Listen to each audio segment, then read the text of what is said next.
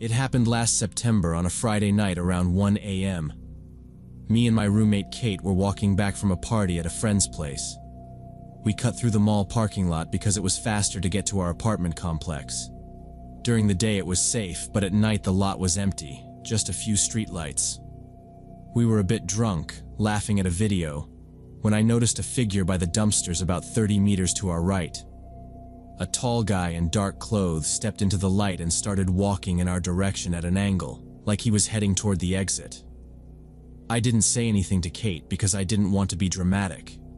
People use that lot at all hours, and most of the time it's nothing. I tried to ignore him and kept talking about the playlist from the party. Still, I tracked him in my peripheral as we crossed the next row of faded parking lines. We stayed in the middle lane. My feet hurt from the heels I'd borrowed, and Kate was venting about her boss stealing her mug. I nodded and kept tabs on the guy without turning my head. He wasn't staggering. He wasn't on a phone. His hands were buried in a hoodie, baseball cap pulled low so his face stayed a shadow. I told myself not to be dramatic. We've cut through there 100 times. The detail that stuck was how he matched our speed without overtaking or falling back. Every time we slowed, he slowed. When we sped up, he did too, keeping that angled line. It could have been nothing, but it felt like he was timing us. The lot smelled like hot asphalt and trash, usual late-night mix. The wind was dead and our voices carried farther than I liked. I wished we'd called a rideshare, but it felt stupid to stop. We crossed a dark gap between lights, and Kate latched onto my arm until the next pool of light. "Almost there," I said. In my head I was doing distance math. From here to the sidewalk, then the bend toward our complex gate. Maybe 2 minutes if nothing weird happened. An old HOA email about car break-ins in that lot shoved its way into my brain. It made me check his hands again, still in the pockets. No phone, no cigarette, nothing to justify keeping them hidden. We kept walking, and after a minute the guy called out, "Hey girls, can you tell me how to get to the bus stop on Peachtree Street?" His tone was normal, not slurred. Kate, always friendly, started to turn, but I squeezed her hand and kept us moving. I tossed, "Don't know, sorry," over my shoulder. It came out sharper than I meant, but my gut was yelling not to stop. Another 20 meters, and Kate hissed, "What is wrong with you?" He just asked for directions. I glanced back. He had turned and was following us on the same diagonal, distance steady, face still hidden by the cap. Then he raised his voice. "Wait, do you have a phone? I need to call a cab." Kate slowed like she wanted to help.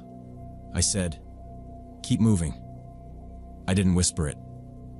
"Jess, you're being rude," she said. "He might be stuck." I said, "There's a gas station on the road. He can ask there," and I eased so I was between her and the space behind us. He kept pace like he knew exactly how close to stay so we wouldn't sprint. "I'm not weird," he added, with a small laugh that didn't fit. "Promise." The word promise landed wrong. People who are fine don't advertise it, and Peachtree has a dozen bus stops. Locals are specific. He wasn't. We reached the edge of the lot where the sidewalk wrapped toward our complex. Left was the fastest route. The problem was the stretch ahead, a long section with no working lights between two empty lots. Going right would add time and take us past a closed loading dock. I decided left. At least the sidewalk gave us a clean line to the road if a car came by. "Speedwalk," I said. Kate finally heard enough tension in my voice to stop arguing. Our shoes tapped faster. Behind us, his steps picked up too, closer, less careful. "Wait," he called. "Can I just use your charger?" My phone died. I looked ahead to the nearest lit patch. It was far. The road was empty. For a second, I thought about cutting across the grass by the leasing office and hopping the low fence to the side gate. But that meant total dark and getting boxed in if he followed. Street side was at least open. "Don't look back," I told Kate. "Just walk."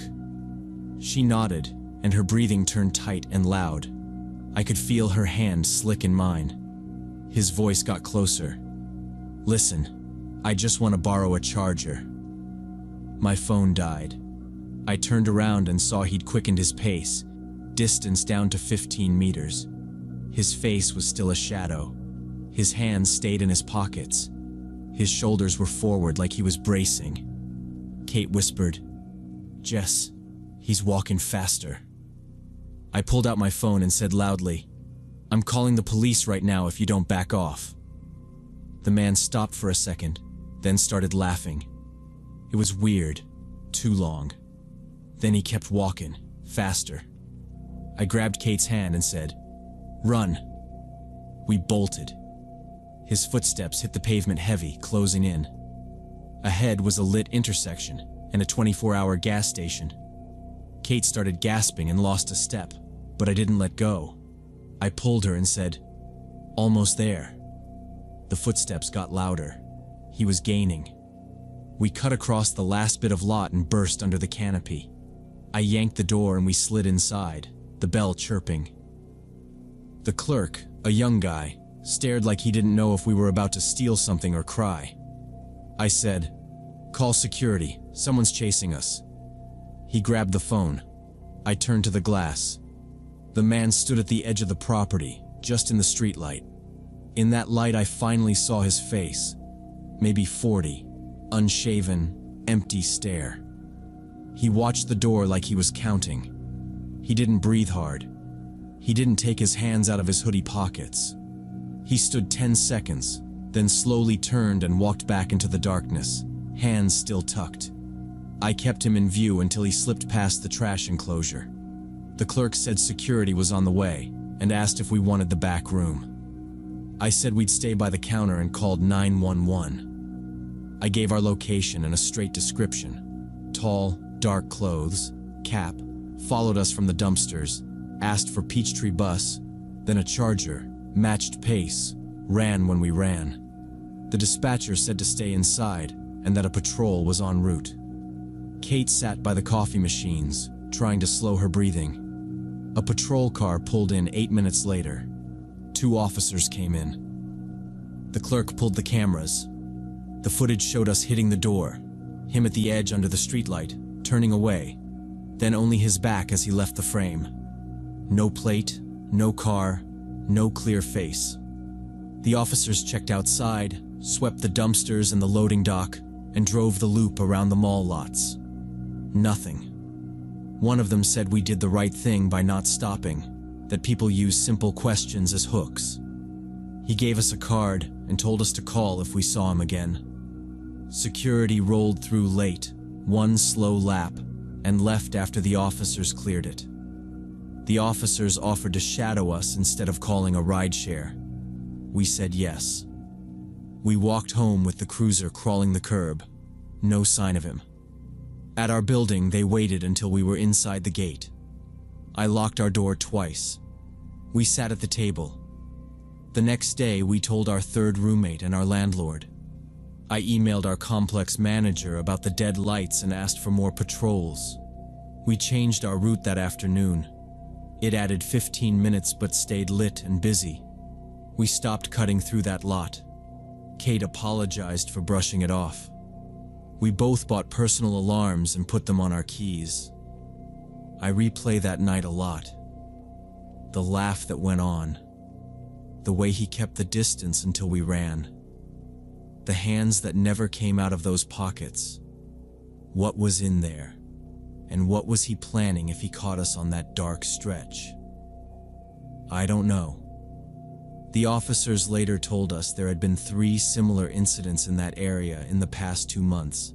Same general description, same pattern. He follows lone women and disappears when witnesses or cameras appear. They never caught him.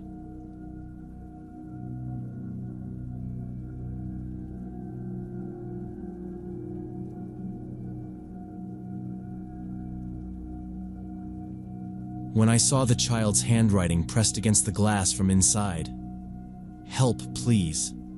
Panic hit me hard, because the delivery was supposed to be for a business center, not someone's apartment. Let me back up. It started as my last run of the evening, an express delivery of legal documents to an office complex on Industrial Road. The address took me to an industrial zone on the east side, where new business centers sat next to empty lots. I'd been doing courier work for a year and a half, carrying envelopes and boxes, used to late-night calls. The navigation led me to a 4-story brick building with no signs and no lights. The parking lot was empty, the front door locked. I double-checked the slip, matched the suite number, even refreshed the map in case my app glitched. Same pin, same building. My dispatcher was already off for the night, and this was a no-contact delivery anyway. Good. Drop and go. Only there was nothing to drop it into. According to instructions, I was supposed to leave the package in a mailbox by the entrance, but there wasn't one. Just a metal plate where maybe something used to be, and a buzzer panel with dead buttons. I walked around the building looking for another entrance or a drop box. East side, loading bay, chained. Back side, metal door with a keypad, unlit camera bubble overhead. West side, narrow strip of scrub and a short run of broken concrete. That's when I noticed dim light in second-floor windows. Not bright, like a lamp with an old bulb, just enough to make me stop. I moved closer to get a better look, cupping my hands against the dirty glass of the ground floor lobby to cut the glare from the street. The upstairs window directly above me had a piece of paper taped to it. The letters were big and crooked, written in thick marker. Help, please. I stared until my eyes watered. Behind it I could make out children's drawings taped to the wall. Stick people, a house, blue lines for sky, and toys scattered on the floor. A plastic truck, one of those rubber balls with sparkles. My stomach dropped. This was supposed to be an office building. I pulled out my phone to call the client number on the delivery slip. It went straight to a recorded message. The number you have dialed has been disconnected. I tried again, thinking maybe I fat-fingered it. Same thing. I zoomed my camera and snapped photos of the window, then checked the street for any signs of life. Nothing moved. No footsteps. No sound except a distant semi on the highway. I stepped back to where my car was, the envelope still in my hand, and stood there arguing with myself about whether I was overreacting. Maybe the building had a daycare, but the building had no sign, no cars, no open door. And that paper wasn't a cutesy craft project. I could see the pressure marks from the pen strokes even at that distance. It looked rushed. It looked scared. I called 911 right there, describing the location and what I saw. The operator sounded calm in that trained way. She asked for the address, cross streets, and what exactly the sign said. I read it out loud. She asked if I could see anyone in the window. I said no, just toys, drawings, and that note. She asked me to wait for a patrol unit but advised me not to approach the building. Stay in your vehicle if you can, she said. Keep the line open. I told her I'd stay by the car with my lights on the facade. I locked the doors and set the envelope on the passenger seat, suddenly aware of how loud my own breathing sounded in the small space. While I stood by my car, the light in those windows went out. It was like someone pinched a candle. The operator asked what changed. I told her. I tried to keep my voice level, but I think she heard it shake. She reminded me not to go closer.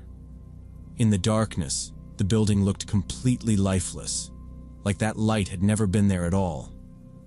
A few moths tapped at my headlights, and for a second I started doubting what I'd seen. Maybe it was a reflection from somewhere behind me, or a poster left by some construction crew, or my brain was trying to make it nothing.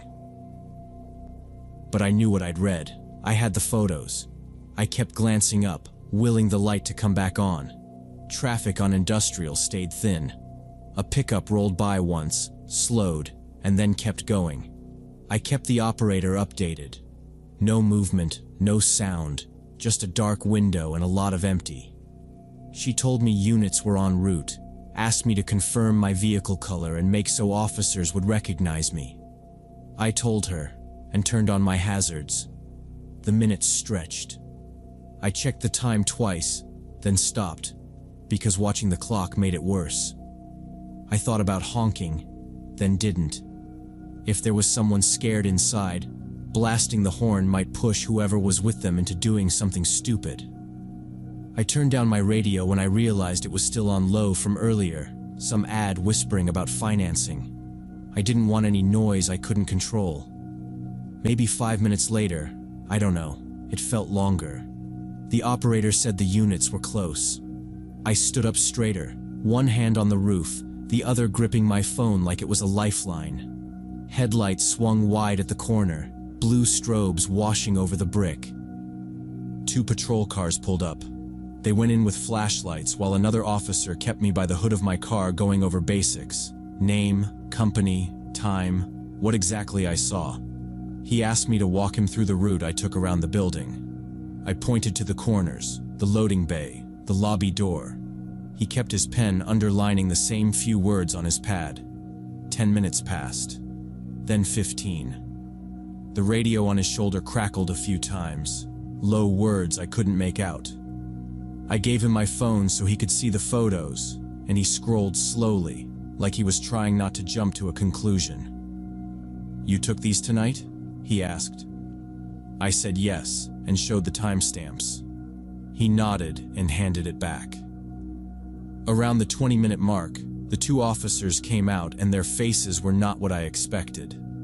Not scared, more like irritated and tired. One said, "Building's been empty a long time," and the one with the notepad added, 3 years, per the city sticker on the panel. Utilities are shut. They said the second floor was bare. No furniture, no taped paper on the glass, and dust on the windows so thick that any touch would leave a mark. No disturbances, one said. No fresh footprints. No lights plugged in. I told them about the toys, the drawings. The first officer shook his head. "Nothing like that in there." "Are you sure that's the window?" I asked, and pointed up. He followed my finger. "We checked that line and the next one over," he said. "All empty." He asked if I could have seen a reflection from another building. I said there wasn't another building lit up. He asked if someone could have run a projector from a car. I said I didn't see any other cars. It wasn't combative. He was trying to make sense of it. Then he asked, "Can I see the delivery order?" I pulled up the job page. He took photos of my screen and also of the photos I'd taken of the window. He wrote down the ticket number and the client name exactly as it showed. "We'll follow up," he said. "If you think of anything else, answer when we call." They wrapped it up fast after that. One officer walked me to my car and said, "Don't go back in there. If anyone contacts you about making another delivery here, call us first." He gave me a card. They cleared the scene. I sat for a second with the engine off, then turned the key and left. Back at our dispatch office the next morning, I told my supervisor the whole thing. She logged in and pulled up the job board. The order number I read off didn't exist. She tried different filters. Nothing. "Maybe it was archived," she said, but her voice didn't sound confident. We searched the client database by name and street. No match. She called our IT security guy. He came into the bullpen with a coffee and connected to the server. Within a few minutes, he was frowning. He showed us a log entry that didn't fit the pattern. The order had appeared from an external IP and hadn't followed our normal intake path. "Someone pushed it in," he said. "Not through our portal." He pulled more records and said it was a short event, like a test. My supervisor swore under her breath and called it a cruel prank. She told me to go home and sleep. The officer called me that afternoon. He said they checked with the city, and the building had no active leases, no recent work orders, no alarm pings. He asked me to email the photos and the job details. I sent everything. The next day he called back to say they filed it, and someone might contact me again if something new came up. No one did. 4 days later, I handed in my resignation. I told my supervisor I wasn't trying to make a point. I just didn't want night runs anymore, and in our company that wasn't an option. She said she understood and shook my hand. I tried to move on. Rational explanations made sense on paper, but they didn't change what I saw. I kept waking up at 3 a.m. and checking my hallway, like noise might be following me home. Twice I thought I heard a child crying through the wall, and both times I stood in my kitchen holding my phone, ready to call. And then it stopped, and I felt stupid and angry at myself. Police closed the case for lack of evidence. The building was demolished a month later for new development. I drove by once and watched the excavator chew through it like it was nothing, and that should have helped, but it didn't. I still see that note when I close my eyes. I still see the pen strokes, the pressure, the way the letters crowd each other like whoever wrote them didn't have time to space it out. But I'll never forget that handwriting. It looked too real.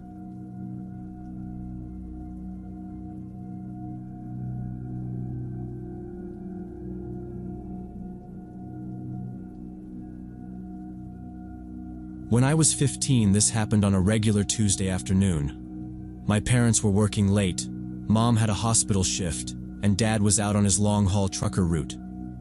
My older sister was supposed to come back from college by lunch, but texted she was staying late for a group project. I was home alone with our cat Spencer. Around 3 p.m. while I was doing algebra homework, someone rang the doorbell. I thought it was a package delivery for Mom since she ordered stuff online all the time. I opened the door without even looking through the peephole. A man around 35 stood in front of me wearing work coveralls with some utility company patch. He smiled and said, "Are your parents home?" I didn't even think. "No, they're at work." The way he nodded made it feel like he expected that answer. He said, "I see. We're checking gas meters in the area. There were complaints about a leak in one of the houses on the street. I need to check your meter in the basement." I stood there processing. I couldn't remember my parents mentioning inspections. But he looked official, had a lanyard with a shiny badge. He kept it angled so I could see the logo but not read the small print. I started to open the door wider. Then I remembered something from last week. Dad had me follow him around the outside of the house while he showed me where the shutoff was and how to read the meter. He'd said, "Outside by the garage, see? Don't let anyone tell you otherwise." I felt that little jolt like when you realize you almost made a dumb mistake. So instead of moving, I leaned my shoulder against the edge of the door and didn't open farther. "Why do you need to go to the basement?" I asked. "The meter is outside, isn't it?" The man jerked a bit, just a tiny twitch, and the smile sat wrong on his face. "Oh, that's the new system," he said. "Internal wiring requires inspection." That sounded off.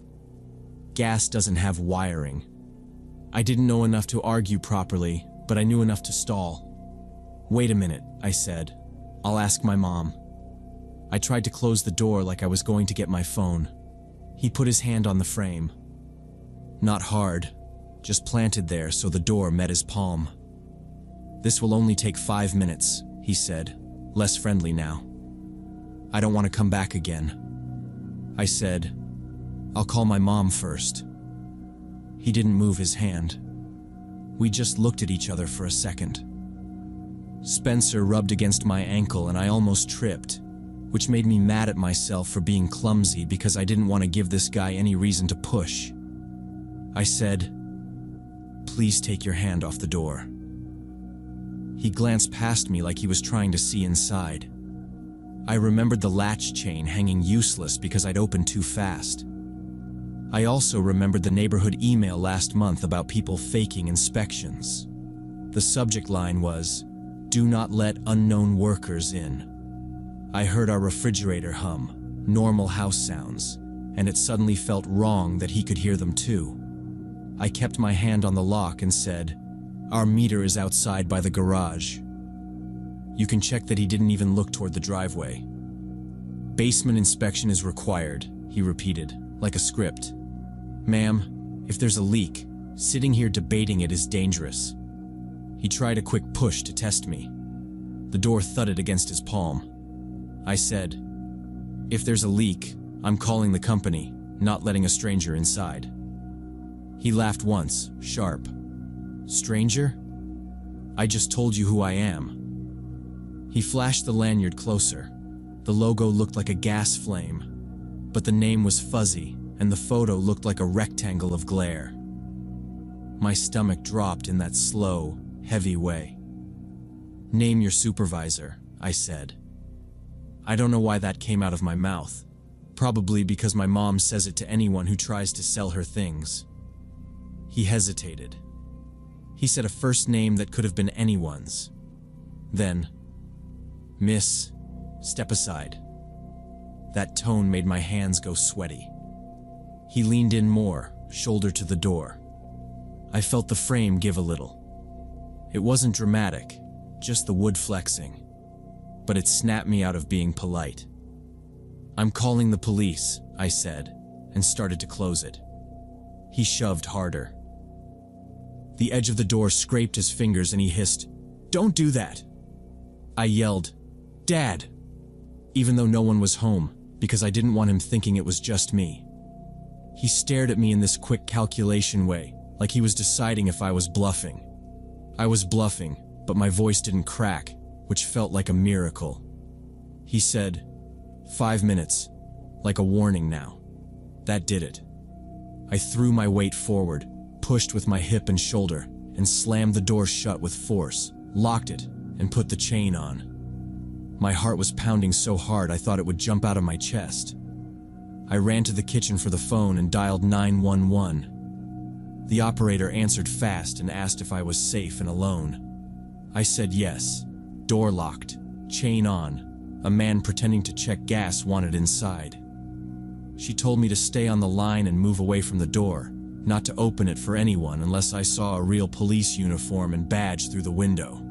While I was talking, the banging started. He yelled, "Hey, open up! I need to do my job." It wasn't joking, it was pushing. The operator said officers were on the way and to keep talking to her.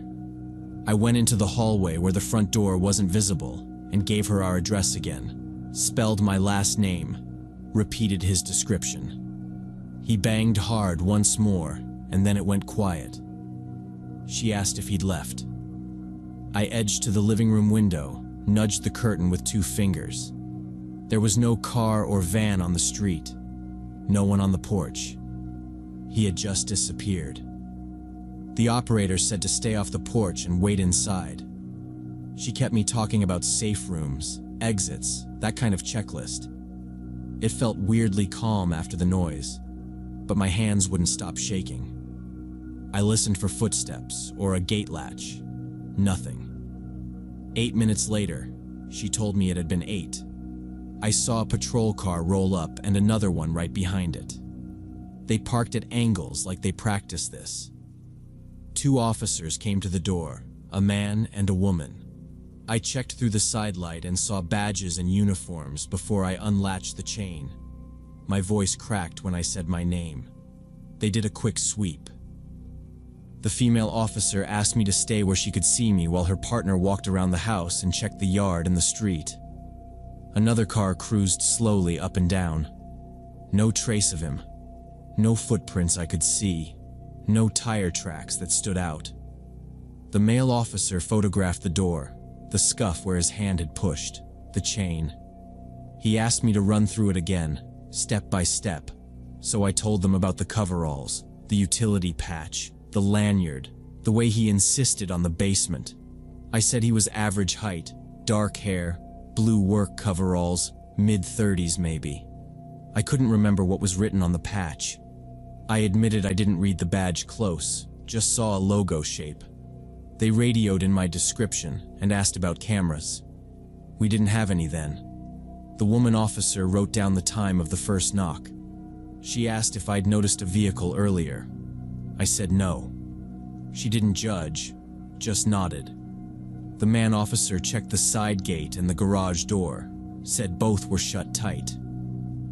They told me they'd patrol the block for a bit and talk to the neighbors. I thanked them and felt dumb for thanking them so many times.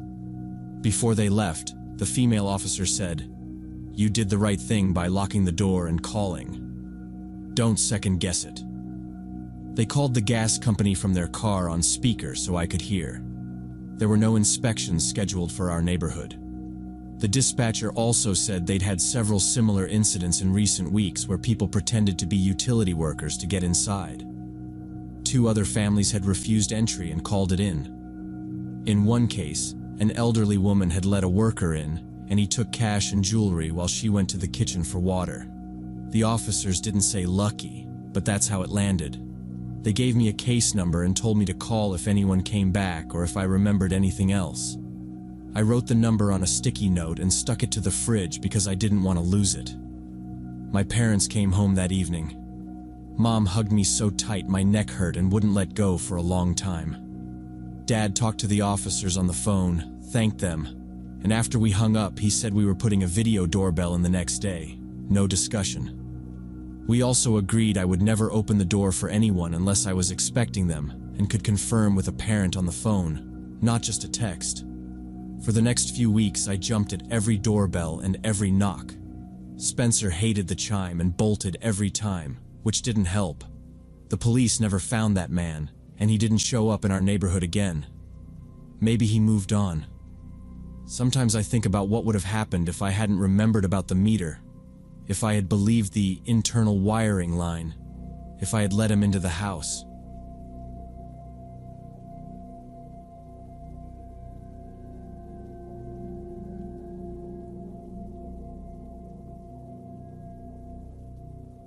I looked at my phone screen for the 3rd time in the last 10 minutes, trying to figure out what it meant.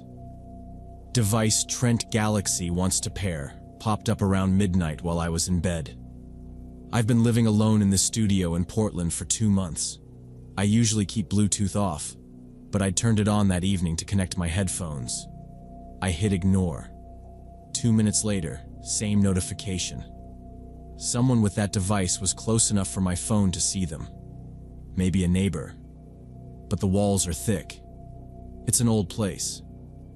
I got up, walked the apartment, checked the deadbolt. Everything was locked.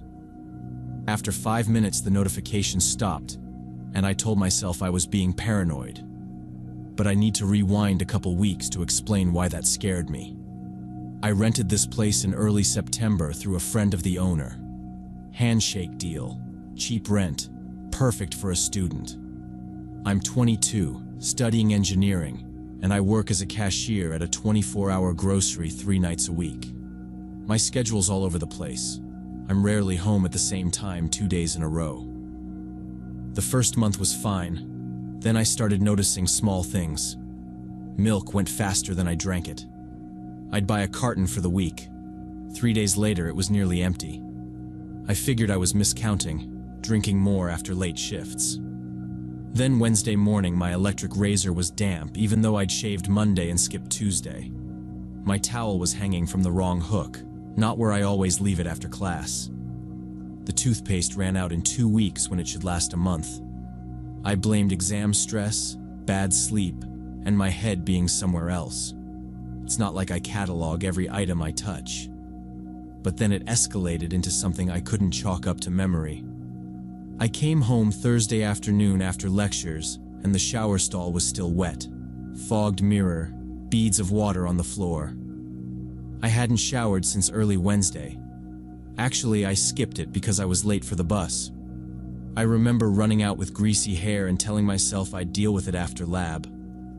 I took a photo of the wet stall with a timestamp. I needed something real to look at when I started doubting myself later. The next day, I set a simple trap in the bathroom. Shampoo on the left, body wash on the right. Bar soap centered and parallel to the edge. No reason anyone would move that by accident. I went to my evening shift, came back around 11, and the bottles had swapped sides. The soap was crooked. My face felt hot when I saw it. That wasn't stress or forgetfulness. Someone used my bathroom while I was gone. I checked the front door again. Deadbolt turned smooth, strike plate tight, no scuffs or pry marks. The windows all have those crank handles and lock from inside. You can't push them in from outside without breaking glass, and nothing was broken. I told myself to think like an engineer. If there's an effect, there's a cause, and it's not magic. Either I'm moving stuff in a rush and forgetting, which didn't fit, or someone with a key was coming in. I called the guy next door. We'd only talked twice in the hallway about recycling day and where to park, that kind of small talk. He answered on speaker, TV loud behind him. I asked if he'd noticed anything weird. People in the hall, new repair guys, doors propped open. He chuckled like I'd made a joke and said, "This building's always had weird stories, man." But nothing specific. I asked what he meant by weird stories. He just said, "Old tenants being dramatic." "You good?" I said yeah, lied, and hung up. I tried to make a list. The landlord? It's a handshake lease. He might have a maintenance guy who cuts through without telling me. But why use my stuff? Why take a shower? If it's someone with a key, it's either the owner, someone he gave a key to, or someone who got it copied. I thought about the Bluetooth notification again. Trent_Galaxy. I don't know a Trent. My classes are full of Bens and Joshes and a couple of Mariahs. No Trent. If it's a neighbor, okay, but the walls are thick, and my phone only saw it when I was in bed. That means the device was near my side of the wall, or literally inside my place. And if that's true, I've got a person entering my apartment and hanging out close to where I sleep. That idea made my chest feel tight. Saturday morning, I put a piece of clear tape on the door frame right over the latch, just a hair crossing from frame to door so it would rip if anyone opened it. I did the same on the bathroom cabinet. I recorded a quick video of how I left everything: bottles, soap, towel, then went to work an extra shift for the overtime.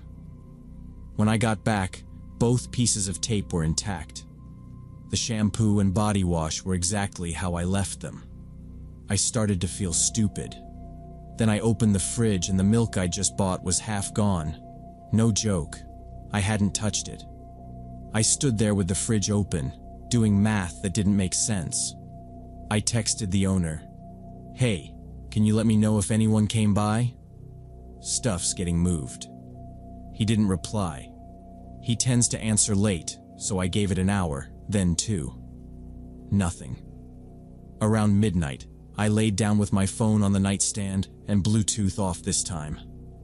I watched the ceiling and told myself I'd drop the class with the 7 a.m. lab because I wasn't sleeping anyway. 5 minutes later, the screen lit up. Device Trent Galaxy wants to pair. I hit ignore. 2 minutes later, the same. I got up, checked the deadbolt, checked the windows, turned the lights on in the kitchen and bathroom. I stood still and listened. No footsteps, no pipes, just the fan. The notification stopped after a few minutes. I called my neighbor again and asked if he'd seen anyone in the hall this late. He snorted and said, "This place always has weird stories, dude, but nothing specific." That didn't make me feel any better. I bought a cheap camera on Amazon and set it in the corner pointed at my front door. For 2 weeks, I reviewed the recordings every night after work. Nothing. No one came in or went out through the door. But the weird stuff kept happening. I bought a new pack of cookies and put it in the cupboard. 2 days later, half the pack was gone. I started marking my groceries with a Sharpie, lines at the liquid level on bottles. The next day, the lines sat higher than the juice. Someone was drinking it.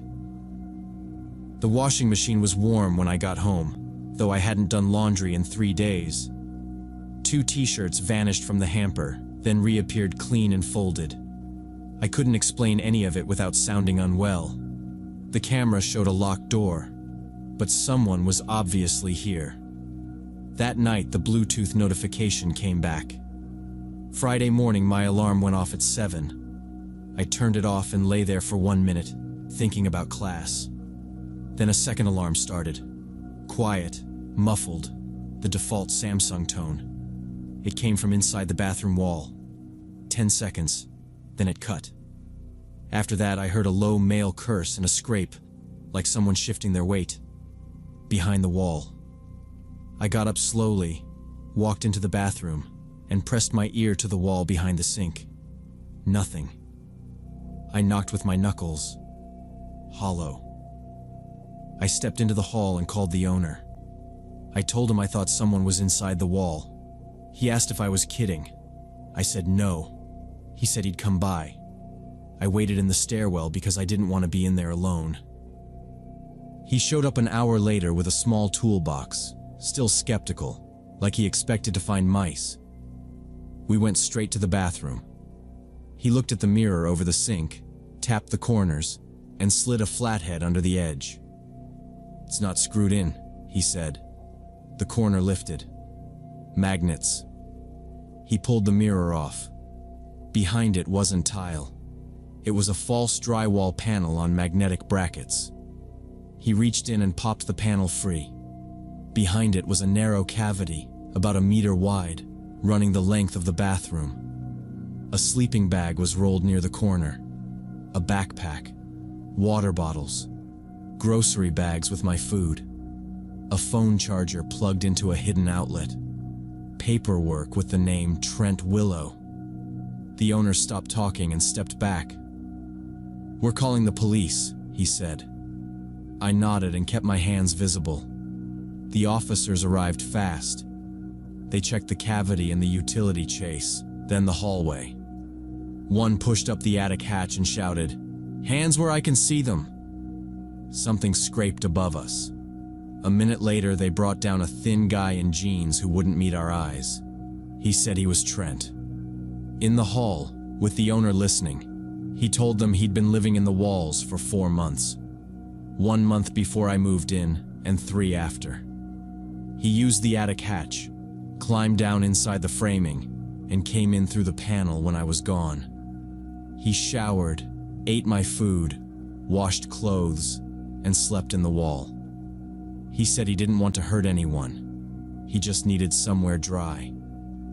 They cuffed him and took him downstairs while an officer photographed the setup. I moved out a week later. On paper, I'm fine, but I still tap bathroom walls and check behind the mirror before I sleep.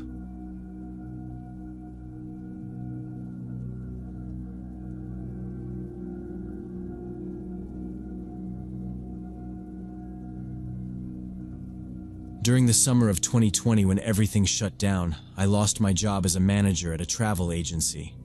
Tourism collapsed and the company closed. My boyfriend Kyle worked construction, and his crew got put on unpaid leave too. We were renting an apartment in the city but couldn't afford it without jobs. A friend of my aunt named Brenda offered us a cottage belonging to her brother. He was in the hospital after a stroke and the place was empty. Brenda said we could stay there for free until things got better. The cottage sat way out, near a store a long drive. One neighbor, an old lady named Mrs. Gray with 3 cats. Kyle found temporary work at a warehouse 3 weeks later, but had to take a bus there every day, about an hour and a half each way. He'd leave just before 7 and get back a little after 8. We were grateful, but the schedule meant I stayed alone most days. I'm Rachel, 28 then, feeling like a kid again because the cottage felt borrowed, like we were house-sitting for someone we didn't know. For the first 2 weeks, I leaned into the quiet, read paperbacks I'd never finished, cooked a lot, sent out resumes, tried applying for remote jobs that sounded fake half the time. The place was 1 story, 3 rooms, and a kitchen. Big windows with no curtains in the living room and kitchen. Only the bedroom had blinds. Front door at the small entrance, back door from the kitchen to a deck that needed paint. On a Wednesday around 2 in the afternoon, I was on the couch with my laptop when I saw movement through the living room window. At first, I thought it was a deer. Then I realized it was a man in a gray hoodie standing at the edge of the property, maybe 60 feet from the house, facing the windows. He didn't fidget or look around, just stood there. I waited, telling myself he'd walk on. He stood for what felt like forever.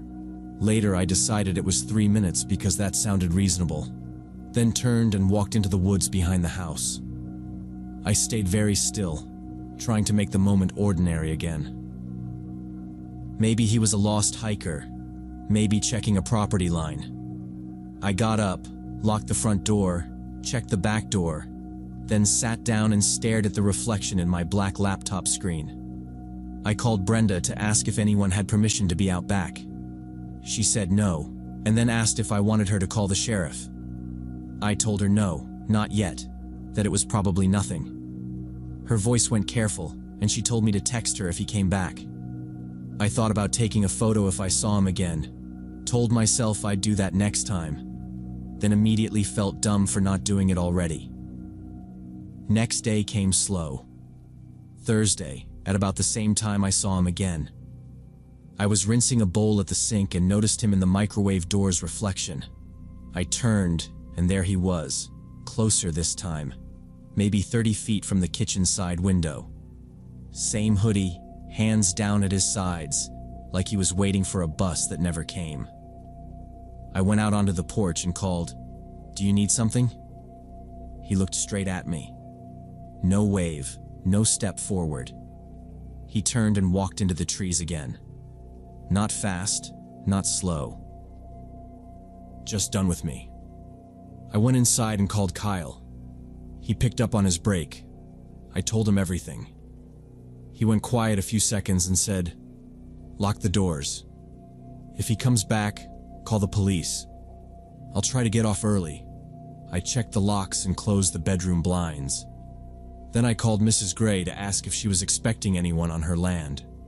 She said no, just her cats and the mail, and told me to keep the doors locked and don't be shy about 911. She also said she'd keep an eye out from her kitchen window. That helped a little. Evening came and Kyle didn't get off early. He apologized when he got home. We ate and talked it through. He thought maybe a surveyor or a guy from the utility company got turned around, even though there were no trucks. We decided I'd keep my phone charged and my shoes by the door. It felt like a plan. Friday morning he left as usual, quick kiss. I'll call at lunch. And he was gone. It was quiet except for the fridge buzz and a truck somewhere far off on the highway. I did the dishes, started a pot of chili to stretch a few days, and refreshed the job board again. Around 1 I heard knocking on the front door. Not normal knocking. It was spaced out. Knock, 5 seconds. Knock, 5 seconds. I stood and waited for a third knock because patterns make it easier to think. It came. I grabbed my phone and walked to the entry. My hand hovered over the chain. I remembered Kyle's voice. Lock the doors, call if he comes back, and told myself I wasn't opening anything. I didn't open it. I checked the deadbolt out of habit, then leaned to the peephole. The man in the gray hoodie stood right in front of the door. I shouted through the door, asking who he was and what he wanted. No answer. The knocks kept going. Knock, pause, like he was timing it. I backed away and grabbed my phone. I dialed 911 and watched the little dots spin, then it dropped. Reception out here was always trash. I ran to the bedroom where the signal sometimes worked and tried again. It rang once, then nothing. The knocking stopped. I held my breath, listening. I pulled the blinds up a sliver and saw him walking along the side of the house toward the back. I ran to the kitchen and checked the deadbolt. It was locked, but it was the old kind you could probably pop with a butter knife. He showed up on the other side of the glass, close enough that I saw sweat on his upper lip. He looked right at me and started pulling the handle, steady, like testing the give. I grabbed a rolling pin and stood about 6 feet from the door with my phone in the other hand. He yanked the handle for a minute, then stopped and stared at me through the glass. No expression, just that blank watching. I raised the phone and shouted that I'd called the police and they were on the way. That was a lie, but I said it like I believed it. He tilted his head, backed out of view, and I lost sight of him. I stayed in the kitchen counting to 100, then another 100, then 10 minutes because it felt safer to measure time. I edged to the living room window and looked out at the trees. He wasn't there. I locked myself in the bedroom and sat on the floor by the closet, phone in the air trying to catch a bar. I kept listening for the handle again, for footsteps, anything. Around 4, a bar flickered and stuck. I called Kyle first. He said, "I'm leaving now," without me asking. Then I called the police. An officer said he'd be there in about 40 minutes. I waited in the locked bedroom and texted Brenda that someone was messing with the house. Kyle's car and the patrol car pulled up almost together. I heard voices and finally went out. The officer walked the property, checked the doors, and shined a flashlight under the deck. He said he couldn't find anything, not even footprints that stood out. The dirt was hard. He took my statement by the hood of his car and told us a patrol could swing by more often. He asked if we wanted to stay somewhere else for a night or two. Me and Kyle looked at each other. We didn't have anywhere else. We said we'd be okay. That night around 3 in the morning, the knocking came again at the back door, not polite this time. It was hard and fast, like someone trying to drive their way through. Kyle jumped up and grabbed the baseball bat from under the bed. I was already on with 911, trying to keep my voice steady. The knocking went a full minute, and then wood cracked. A panel at the bottom of the door broke with a pop. I yelled into the phone that he was breaking in. Kyle moved into the hallway with the bat and told me to stay behind him. The dispatcher said a car was on the way, 3 minutes out. The knocking stopped. We heard footsteps in the kitchen, the scrape of a chair falling. A man's voice mumbled something I couldn't make out. Kyle kept the bat up and said, "I've got a weapon. Police are coming." The sirens got loud, and the footsteps rushed toward the back. Then a dog barked like it was on top of him. The next minute felt clipped. A shout, "Sheriff's Department! Get down!" Then quiet. An officer called for us to stay inside. Another 2 minutes, and they said they had him. We went out when they waved us. The man in the gray hoodie was face down in the grass about 60 feet from the house, hands cuffed, a German shepherd sitting beside an officer like a statue. He looked around 40, clothes dirty, hair tangled, eyes unfocused. He smelled like alcohol even from a few steps away. One officer said there was a rehab center not far down the road, the kind that handles mental health and addiction, and maybe he wandered out. The man just mumbled nonsense. In his pockets, they found an empty bottle and a lighter. They asked if we wanted to press charges. We said yes. They took him away and told us a patrol would sit outside until morning. We packed at dawn. Brenda was shocked and kept apologizing, but we told her it wasn't her fault. We went back to the city and slept in a friend's spare room until we figured out the next step. A week later, an officer called and said the man had escaped from that rehab center and they returned him. No other details. I still can't sleep unless I check all the locks 3 times.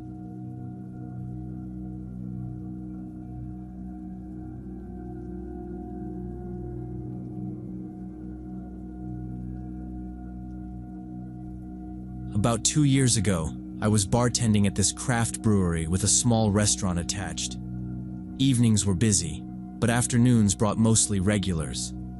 I had a solo shift on Wednesday afternoons, no waitstaff until evening, so I handled both the bar and a few tables myself. Around 2 p.m., this woman, maybe 40, in a business suit, came in and sat at the bar. She ordered a light beer, opened her laptop, seemed to be working. Nothing unusual for our place. I poured her beer, she paid with a card, left good tips. She sat for about an hour, had a second glass, then closed her laptop and left. Just a normal customer. Next day she came back, same time, same seat, same order. Light beer, laptop open, working. I figured she worked remotely and picked our place as her office. That happens. Third day she came again, but this time she didn't sit at the bar. She took a corner table with a view of the whole room and the kitchen exit. When I brought her order, she was staring at me, not at her laptop, and quickly looked away when I caught her eye. I started feeling uncomfortable but told myself I was being paranoid. She left after an hour, again leaving good tips. This continued all week. Every day, same time. Now she wasn't even pretending to work. The laptop stayed closed. She just sat with her beer and watched in my direction. By Friday, I recognized her car too. A gray sedan with a dented bumper. She always parked across the street, close enough to see the front door. She'd come in, sit, tip, leave. No problem to solve, right? Still, I noticed that when I passed her table, she tensed, like she thought I was going to say something personal.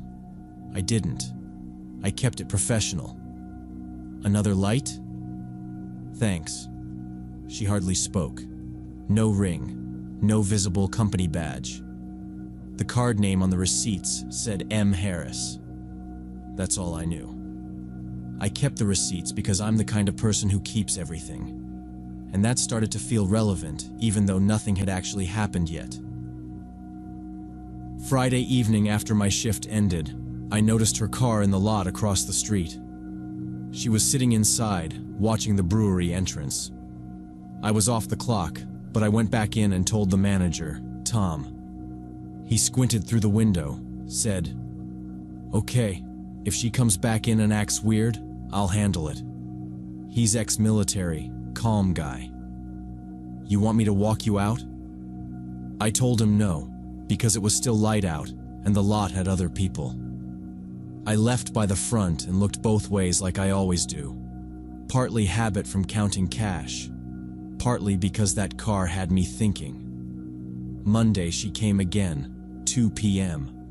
But when she saw Tom deliberately come out to the floor and hover by my end of the bar, she got stiff.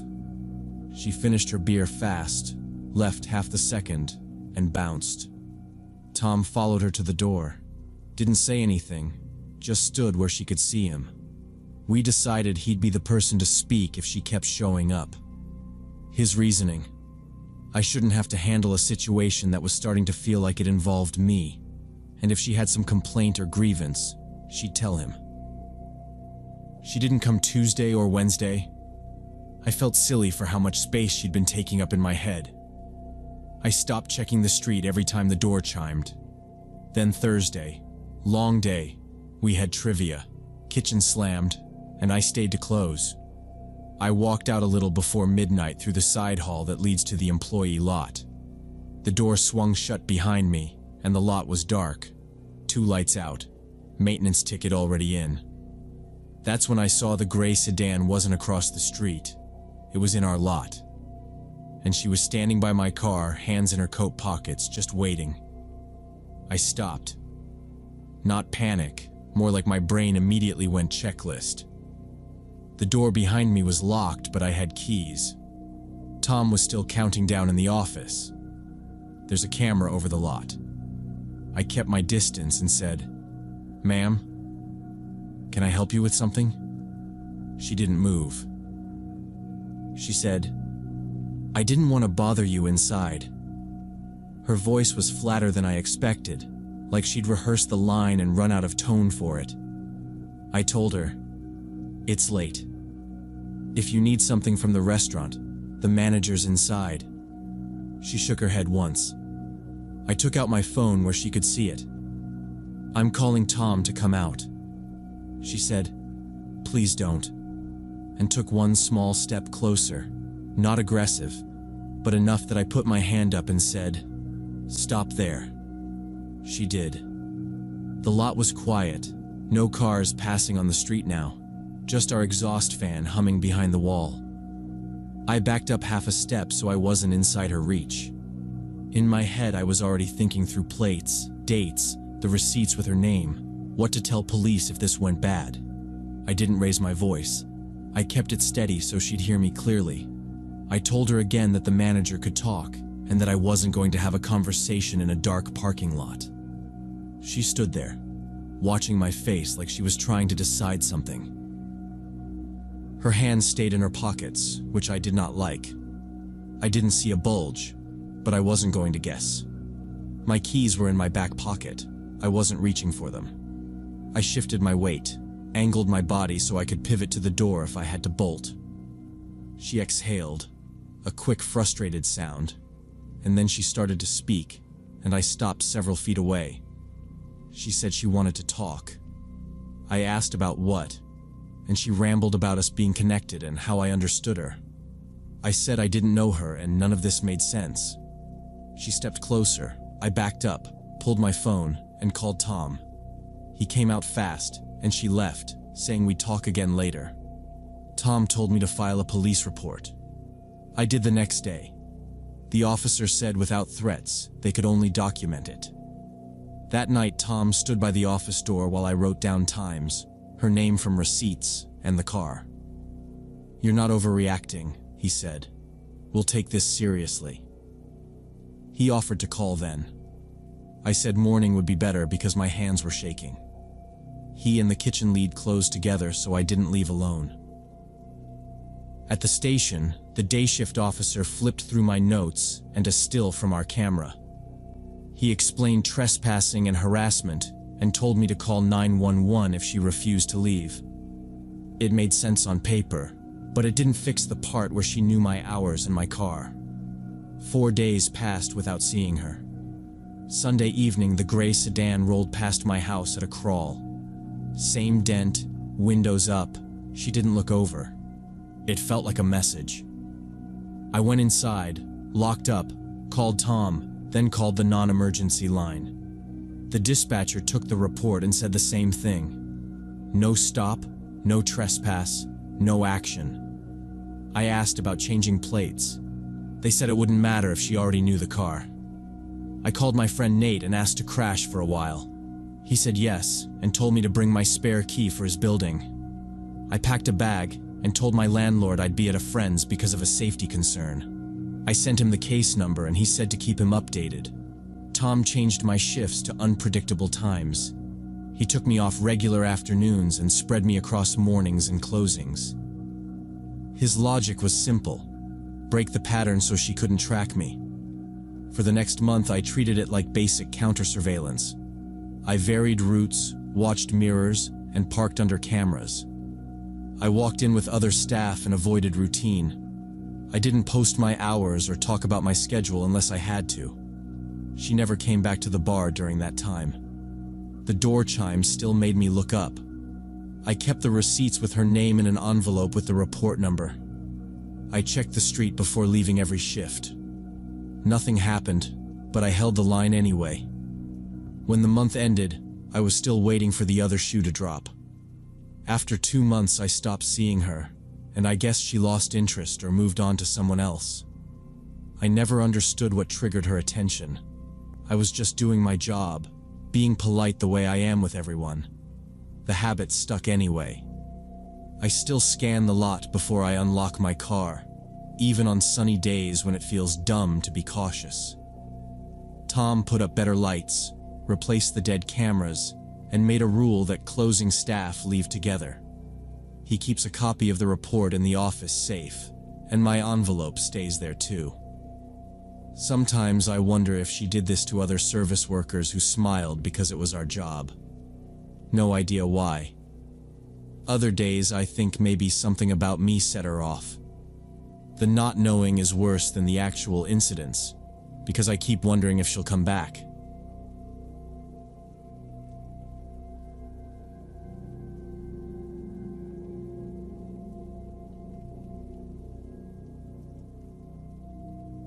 I was 15, and for the first time in my life I was staying alone for 3 whole days. My parents drove to Arizona for my grandfather's funeral, and my older sister lived in a college dorm 2 hours away. Mom didn't want to leave me alone, but I convinced her I could handle it.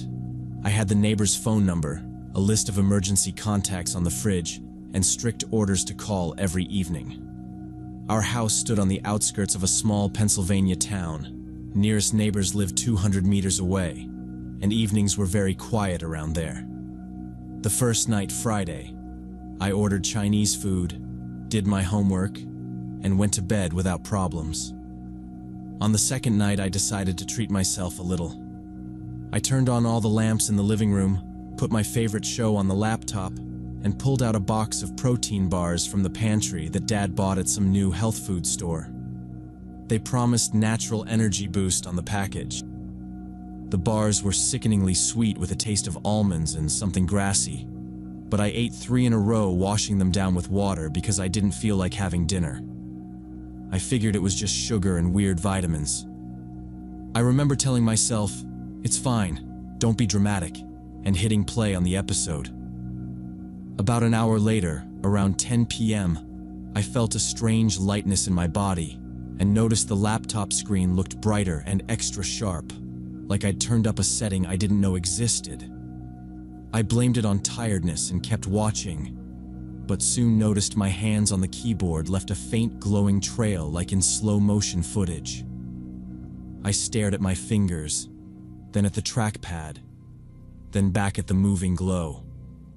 My heart sped up. It was pretty and also wrong. I stood up from the couch to get water, and that's when I saw a huge geometric pattern of dark blue and purple lines crawling across the living room wall, pulsing in rhythm with my breathing. There was no panic yet, more curiosity and mild concern. I touched the wall, and the pattern snapped away like a pop-up closing, then reappeared on the ceiling, spreading corner to corner. I turned the lamps off and on. It didn't care. I tried the hallway light. Same thing. I told myself, "You're overtired, drink water, reset." And I sat back down, holding the glass with both hands so I didn't spill. The next 2 hours turned into some surreal thriller that I didn't sign up for. Sounds became volumetric and echo-like. The clock ticking in the hallway sounded like gong strikes. The refrigerator hummed like an engine roar idling in the kitchen. Every click from the baseboard heater stretched and bounced around the room. I could feel each sound land in my chest. I saw a flock of tiny glowing butterflies drift out of the kitchen ventilation grate. Not cartoon bright, more like faint bits of light that formed wings and bodies the second I focused on them. They circled above the sink and disappeared when I reached out, like they fell through my fingers. I kept telling myself out loud, "It's not real. It's chemicals. It will pass." Hearing my own voice come back at me twice, once close, once far, didn't help. Then I looked out the window and froze. The entire backyard was covered in moving fog, not normal mist, but slow waves and long dark arms, branch shapes, I guess. But they moved like deliberate arms, pushed up out of it, reaching toward the house. I knew this couldn't be reality, but the sight was built perfectly for my brain at 15. It triggered the same reflex as seeing a stranger by the back door. I dropped the curtain and felt the living room slip sideways for a second, like the floor tilted. "Lock the doors," I said. That was real. That had rules. I went room to room in short bursts. Back door, locked. Side door, locked. Front door, locked. Then double-checked. Then checked again because the echo made me think I'd imagined the first click. I checked the windows. Latches down. I tested the one in the dining room that sometimes sticks, then shoved it tight and pulled the chair under the handle, even though that wouldn't actually do anything. I dragged 2 kitchen chairs into the living room and angled them against the couch like a barricade, mostly to force myself to sit and not pace until I fell over. My hands shook, but not dramatically, more like small tremors that made the keys rattle when I touched them. I kept negotiating with myself. If it was food poisoning or some stimulant hidden in those bars, the safest plan was to stay put, hydrate, breathe, wait it out. But the visuals weren't letting up. If anything, they started folding into my thoughts. I'd blink and see a map of the house stamped on the inside of my eyelids, each door flashing red or green depending on whether I'd checked it. I'd blink again, and the pattern on the ceiling would align perfectly with that map, like it was showing me a pathway I was supposed to walk. I didn't move. I sat on my hands.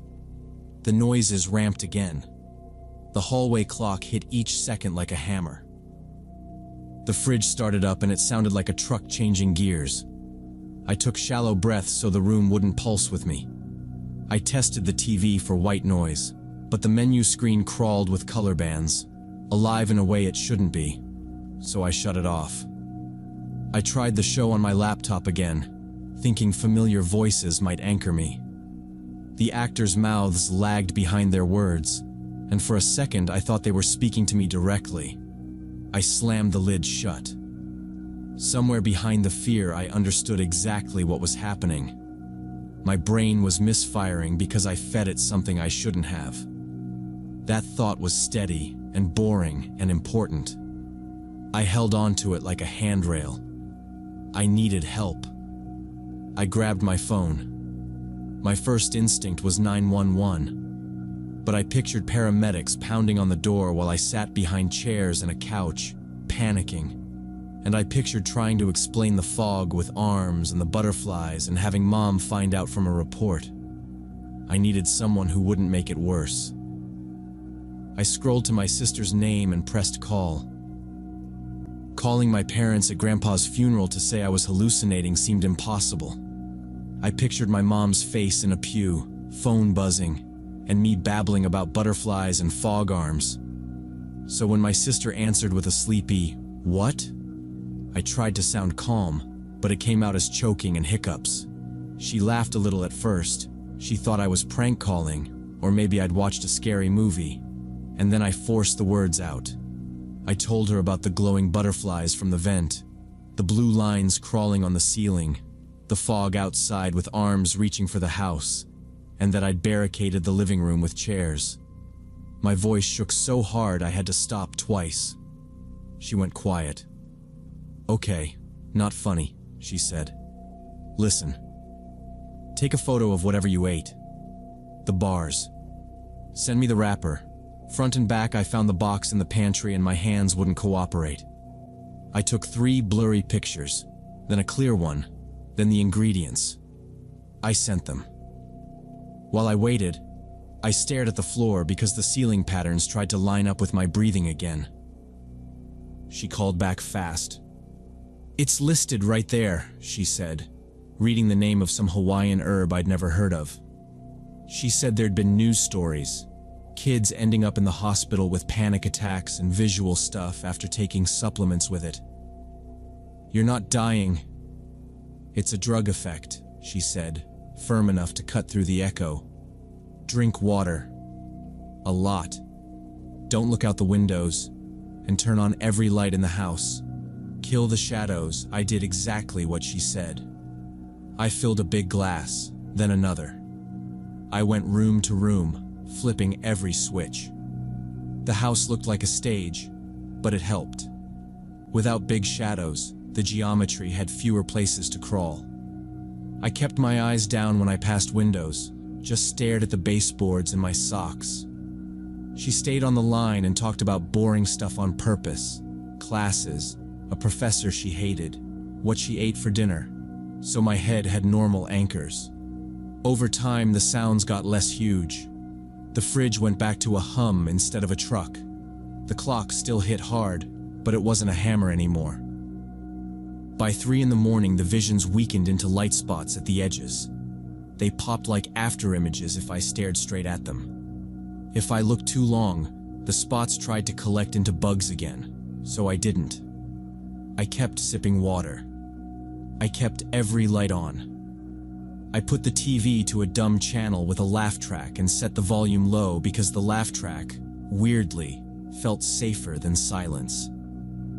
My sister told me to call if it got worse and made me promise not to open the door to anyone. We hung up.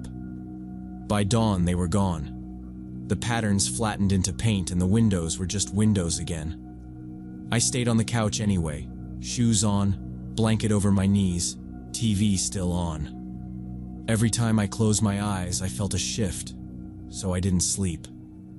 When the sun was up for real, I put the bars in a trash bag and walked them outside to the big bin. I washed my hands twice. Then I called my parents and said everything was fine. They came back a day later and I told them everything.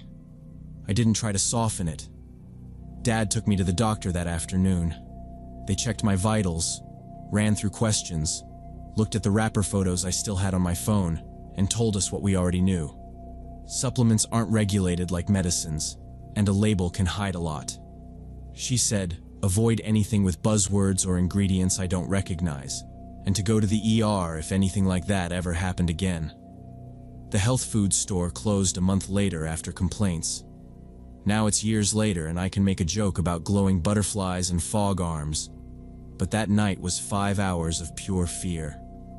I read every ingredient now. I don't touch natural energy boost, exotic herbs, or anything that sounds like a shortcut. I still don't like turning off all the lights if I'm alone. And sometimes I think about who else bought those bars that weekend and what they saw in their own houses.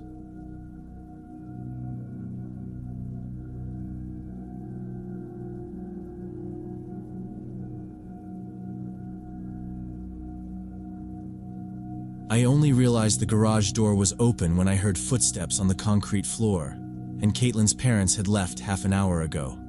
The light in the house went out completely, every room at once, and I was sitting at the computer on the second floor typing up our biology report. Caitlin yelled from downstairs asking if something broke, but I could see the neighbors across the street still had their lights on. Ethan, her 13-year-old brother, didn't answer from the basement where he was supposed to be looking through books for illustrations. That's when we heard the sound from the garage, like someone moving something heavy, and Caitlin ran downstairs to check on her brother while I followed with my phone's flashlight. But I'm getting ahead of myself. Let me back up to how we got there in the first place. It was a regular Thursday afternoon in October 1996, and Caitlin's parents had gone to a wedding reception about an hour away and weren't coming back until midnight. The three of us had been working on our biology presentation for 2 hours already, splitting up the work between research, writing, and finding pictures in the science books Caitlin's dad kept in the basement storage room. Caitlin's house was the kind where parents trusted you because you'd never given them a reason not to. We had pizza money, a list of numbers by the phone, and a reminder to keep doors locked. Normal stuff. I remember thinking how nice it was that we actually got work done when it was just us. No TV on, no music. Caitlin typed because her spelling was better than mine. I organized our notes, and Ethan was down there flipping through old textbooks because he liked finding the weird diagrams. We argued once about whether a picture was too gross for class, then went back to the schedule we'd made. Around 9, Caitlin's mom called to check in. Everything was fine. I even joked that we'd be asleep by 10. I meant it. I was 14 and boring and wanted an A. Then the house blinked off like someone hit a switch, and I heard Caitlin's chair scrape the hardwood downstairs. She called up to me. I said the block still had power, and we both waited for Ethan to complain about the dark. He didn't. Instead, there was this scrape from the garage, slow, like a heavy tote nudged across concrete, and my stomach did that drop that feels like missing a step. We had been working fine until the power cut, which didn't make sense because it wasn't storming and the streetlights were still on when I looked out the window. Caitlin and I found Ethan in the basement, and he told us he had heard a noise from the garage earlier, like someone was moving things around, but he figured it was just their cat knocking over boxes. That's when I noticed something that made my stomach drop. The interior door that connected the garage to the house was slightly open, maybe 3 or 4 inches. I was certain that door had been closed when we walked past it an hour earlier because I remembered Caitlin shutting it after she grabbed sodas from the garage fridge. Caitlin grabbed her brother's hand and whispered that we needed to go upstairs and call her parents, but that's when we heard it clearly. Heavy breathing and slow footsteps coming from inside the garage. Ethan wanted to look and see who it was, but I held his arm and we quietly made our way up the stairs to the living room. Caitlin's hands were shaking as she dialed her mom's number on the cordless phone, and we heard the door from the garage slowly creak open wider. I didn't say hello when the call connected. I said, "Don't hang up." Caitlin told her mom the power was out and somebody was in the garage. Her mom started to answer, then the line went dead. Battery or base station or who knows. The dial tone just vanished. We stood there, and I could hear Ethan breathing too fast. I told him to keep his shoes on, just in case we had to leave. He nodded like he understood exactly what I meant. We moved toward the front hall in a tight little group, not because we were brave, but because none of us wanted to be the ones stuck at the back if that door opened all the way. It did. The hinge noise was small, but we all heard it. And then a draft came up the hallway that smelled like cold dust and oil.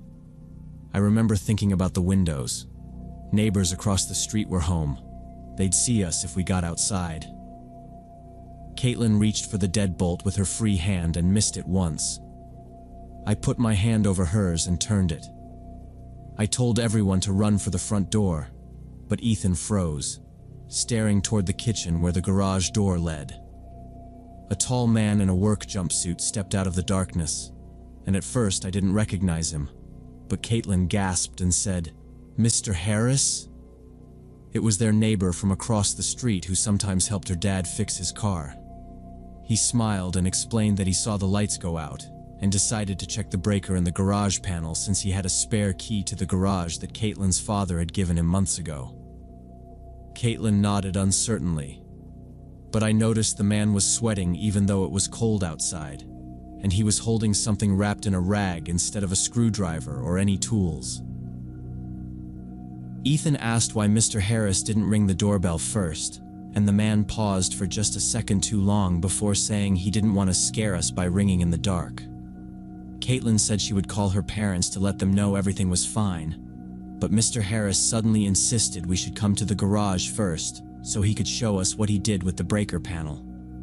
There was something in his voice, an urgency that didn't match the situation, and I felt my heart start racing. I told Caitlin to dial 911 right then because something felt wrong, and before Mr. Harris could close the distance, headlights cut across the front window. Caitlin's dad had forgotten some documents and pulled back into the driveway. Mr. Harris stopped, turned without a word, and moved fast through the kitchen to the garage. We heard the interior door shut.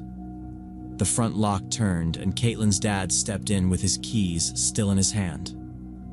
Caitlin told him the power died, the street still had lights, and Mr. Harris came in from the garage saying he was checking the breaker. Her dad went to the main panel and flipped the big switch. The house came back. He said, flat, that the breaker was fine. He looked at our faces and understood. "Where is he now?" I said, "Garage or outside." He called the police and kept the dispatcher on. He locked the front, the back slider, and the interior garage door, then stood where he could see the hall and kitchen. Caitlin tried her mom again, but he told her to hang up and keep the line free. We didn't hear any more movement from the garage. The officers arrived in about 15 minutes. One checked the garage from outside while two went across the street to Mr. Harris's house. We watched from the window because Caitlin's dad told us not to open the door for anyone but police. Mr. Harris opened after a pause and started talking right away. Later, the officers told us his story. He saw our lights go out, wanted to help, had a spare key to the garage that Caitlin's dad had given him months ago, and when he heard the dad come home, he left because he felt embarrassed for barging in. They asked him for the rag he had been carrying. He handed it over. Inside was duct tape, rope, and a box cutter. No tools for a breaker. The officers brought the bag to our porch and asked if Caitlin's dad had ever given Mr. Harris a key. No, never, he said. He added that Mr. Harris sometimes helped with the car, but never had access to the house or garage. An officer came back a few minutes later and said Mr. Harris had been laid off from construction 3 months ago and had gambling debts. Based on what he told them, his plan was to rob the house knowing the parents were out, and if we got in the way, he'd lock us in the basement until he finished. My legs felt hollow hearing it said like that. They cuffed Mr. Harris and put him in the cruiser. We gave statements at the kitchen table. The officers left a card with a case number and told Caitlin's dad he did the right thing by calling and not confronting him. After they left, he checked every lock and called my parents to come pick me up. We were quiet, listening for footsteps that weren't there. He pled out later. The police arrested him that night and he eventually took a plea deal. 3 years probation for criminal trespass and attempted burglary since they couldn't prove he intended to hurt anyone. I still think about the spare key story and how I didn't question it, since our families weren't close. Caitlin told me she almost followed him into the garage because he was a neighbor, an adult, someone our parents waved to. It felt rude to push back. That's what scares me most now that I'm older. How near we came to doing exactly what he wanted because we were raised to be polite and to trust faces we recognized. If Caitlin's dad hadn't forgotten those papers and driven back at that minute, I don't know how that night ends. I wish I had made us run out the front door the second we heard those footsteps, instead of waiting to see who it was.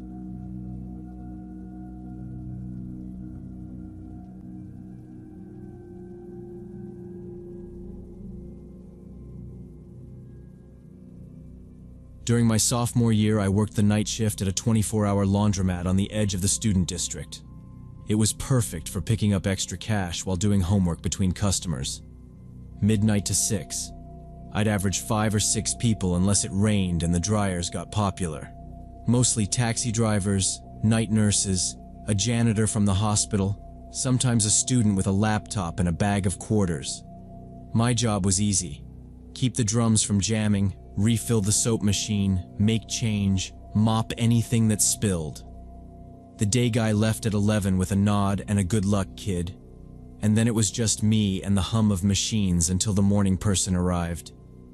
Being alone didn't bother me at first. I liked the quiet and the free Wi-Fi.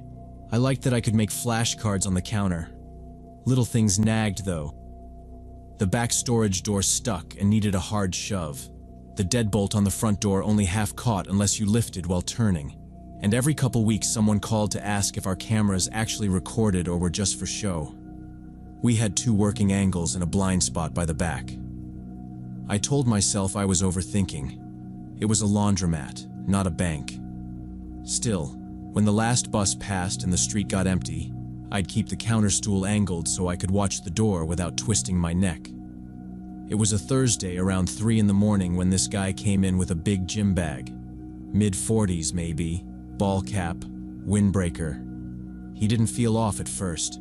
He loaded 3 washers, fed them quarters, bought a box of detergent, everything normal.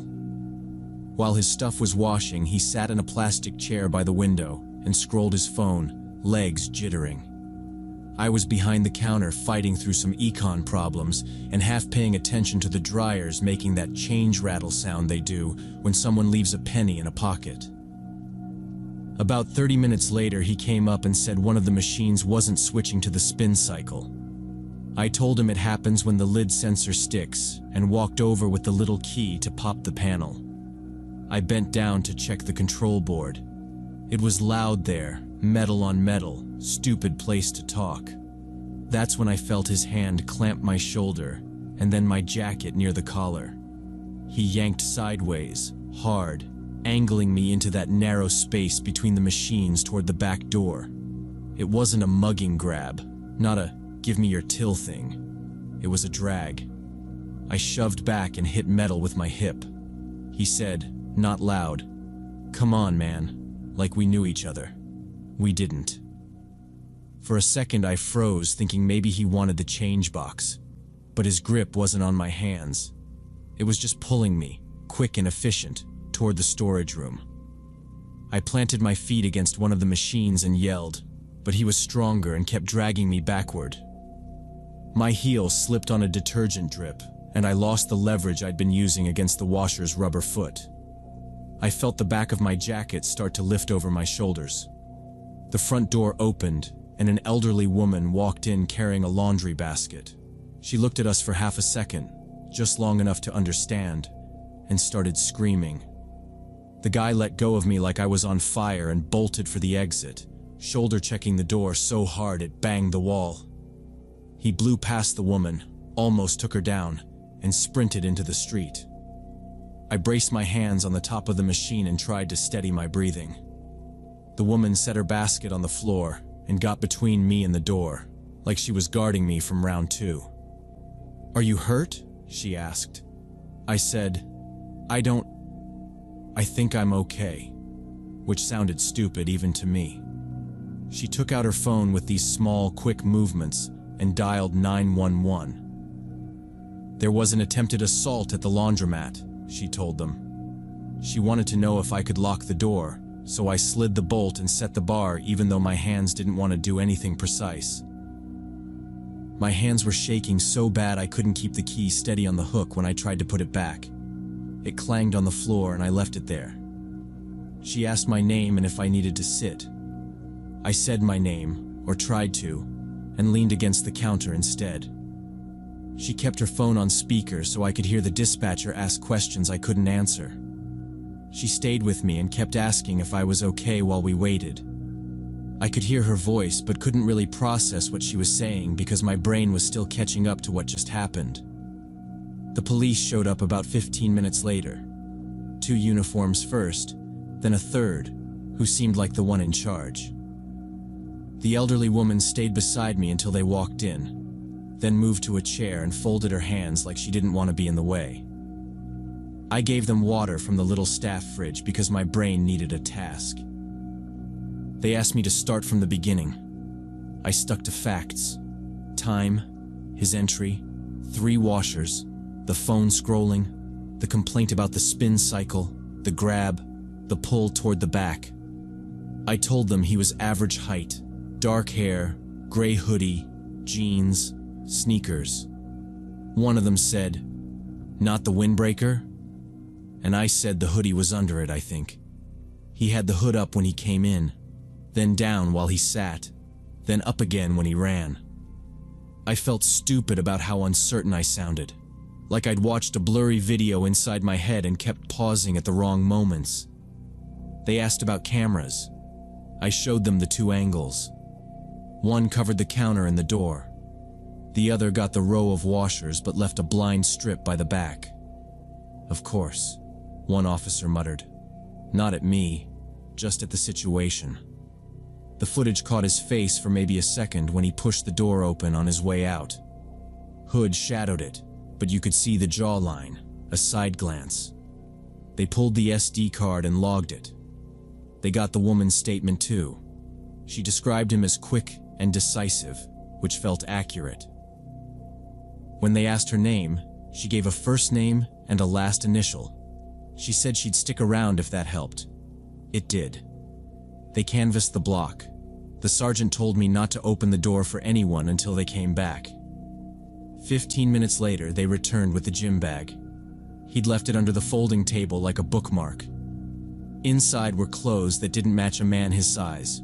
Women's jeans, kids' shirts, some towels, nothing expensive. There were also documents. A photocopy of an ID with a name that didn't sound real, and a prepaid phone box with the SIM removed. One officer flipped the paper, checked the edges with a fingertip, then shook his head. "Fake," he said. "Cheap fake." Dispatch pinged them about a camera 2 storefronts down. They went to ask for that footage. Nothing useful. He'd cut across a side street and disappeared into dark glass. The sergeant said they'd run the stills against other cases. He didn't promise anything. He looked at me and said, He chose a place with low foot traffic and a back room, then brought a bag he could ditch. He's done this before or thought hard about it. He gave me a card and said if I remembered anything, even something small, to call. I asked if leaving the bag meant he'd be back. He said no, guys like that don't circle back to the same risk. I asked about my shift. He said finish the night if I felt up to it, but if not, they could have someone come lock up. I said I could finish. That sounded like control, and I needed that. They left around 5. The elderly woman squeezed my arm, told me she'd be praying for me, and slipped out when a patrol car idled out front. I kept the bolt on and let people in one at a time for the last hour. The morning person came early after the sergeant called the owner. We watched the sun push a little light across the tile and didn't talk much. The police called me twice that week, then once the week after, with follow-up questions. They asked if anyone had been hanging around in prior nights, if I'd seen similar gym bags, if any customers made me uneasy. I told them about the weird phone calls about cameras, and they wrote that down. Then the calls stopped. I wrote my resignation the next morning after I'd slept a little and stopped shaking. The owner met me in the office and said he was sorry, said he could put me on a day shift with a partner, maybe raise my rate a bit, put a panic button by the counter. I believed he meant it. I also believed the next quiet night would freeze me up, or worse, numb me again. I worked one more week on days, place packed, machines full, no empty corners, then turned in my key. Months later, I moved across town. Sometimes the bus route cuts past that block and I see the laundromat windows lit up and the same "Open 24 hours" sign humming, and I keep my eyes on the traffic light. The police kept the case open for a while. A detective called once to ask if I'd look at a photo lineup, but nothing matched cleanly, and then it went quiet. I still think about the elderly woman who walked in at the exact second I needed someone to exist. I never got her full name. I never saw her again. I think about the gym bag and the fake name, and whether he tried the same approach somewhere else with a clerk who didn't have a witness stumble in. I don't go inside that laundromat. If the bus stops there, I wait with my hands on my backpack straps and watch the door from the curb until it closes.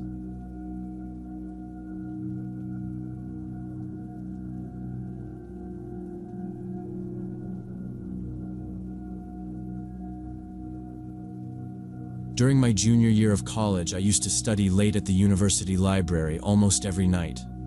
I was pre-med, and the workload was brutal, especially organic chemistry, which basically required me to live in the science library.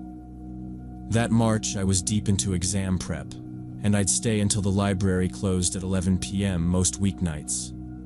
My dorm was about a 20-minute walk across campus, but it was raining hard that Wednesday night. So I pulled out my phone and requested a city ride. Most students use that app instead of traditional taxis because it was cheaper. The car showed up in under 5 minutes, a black Nissan Altima with this bright blue LED underglow lighting, which I thought was kind of tacky, but whatever. The driver was an older guy, maybe 50, wearing a baseball cap and a hoodie with earbuds hanging around his neck. He leaned over to unlock the back door and said, "For Matt?" I said yeah, and slid in, backpack on my lap so it wouldn't soak the seat. He had a clean dash, but there were fast food napkins shoved into the door pocket and a phone mount with the root up. I noticed his eyes in the rear view for a split second, just a quick check, and then we pulled off the curb. The app route matched what I knew by heart. Cut along the stadium, past the art center, East Gate, done. I remember thinking that the underglow reflection in the puddles made the ride feel like some dumb car commercial. The first few minutes of the ride were quiet. He had some low music playing and I just stared out the window at the rain. Then he started making conversation, asking me what I was studying at the library. I told him organic chemistry, and he asked follow-up questions about my major, which seemed normal enough at first. But then the questions got more specific and weird. He asked which dorm building I lived in, and I gave a vague answer, just said it was on the east side of campus. He asked if I had roommates, how many people I lived with. He wanted to know if I was at the library every Wednesday night, if I had a regular schedule. Each question individually might have seemed innocent, but altogether it felt like he was gathering information, like he was making a profile of me. I tried to make it feel boring. I told him I switched spots a lot, sometimes crashed at a friend's if it got late. He kept going. "You walk home usually?" he asked, eyes bouncing from the road to the mirror. I shrugged. "Depends on the weather." He chuckled, like he was being friendly. "Campus feels safe, right?" I said, "Yeah, mostly," and changed the subject by asking if City Ride had been busy with the rain.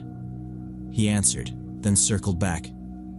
"What time do you usually finish up?" 11? Midnight? I gave a non-answer. All over the place, and went back to the window. He started naming dorms like he was guessing. East Side, Hawthorne, Wilcox? Those the ones? I said, "I don't know. I'm bad with names," which was obviously not true, but I wasn't handing him a map to my door. His questions weren't rapid fire, just spaced out enough to feel casual. He'd toss one out, let the wipers do their back and forth, then toss another. I could feel my shoulders tensing. It wasn't panic, just that tight internal shift where your brain moves from normal to alert. A light turned red and we stopped.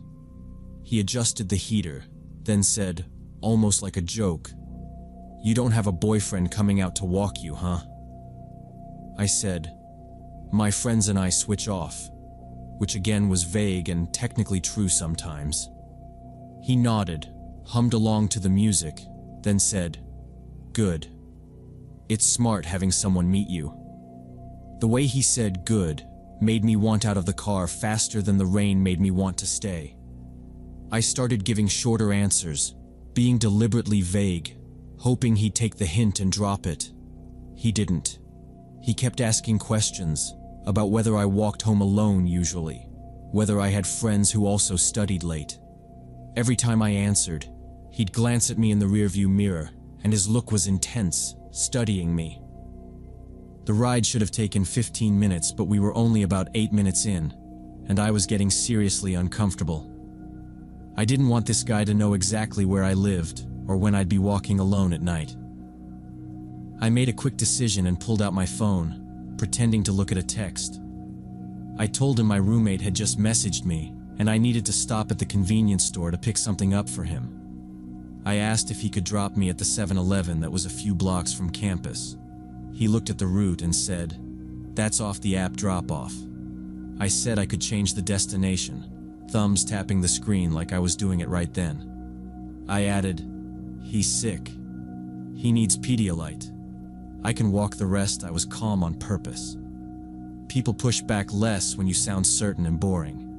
He hesitated, then said, "Yeah, okay, 7-Eleven's fine." We rolled past the stadium turn.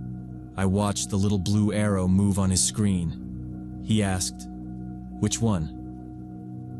"There's the one near East Gate and the one by the gas station," I said.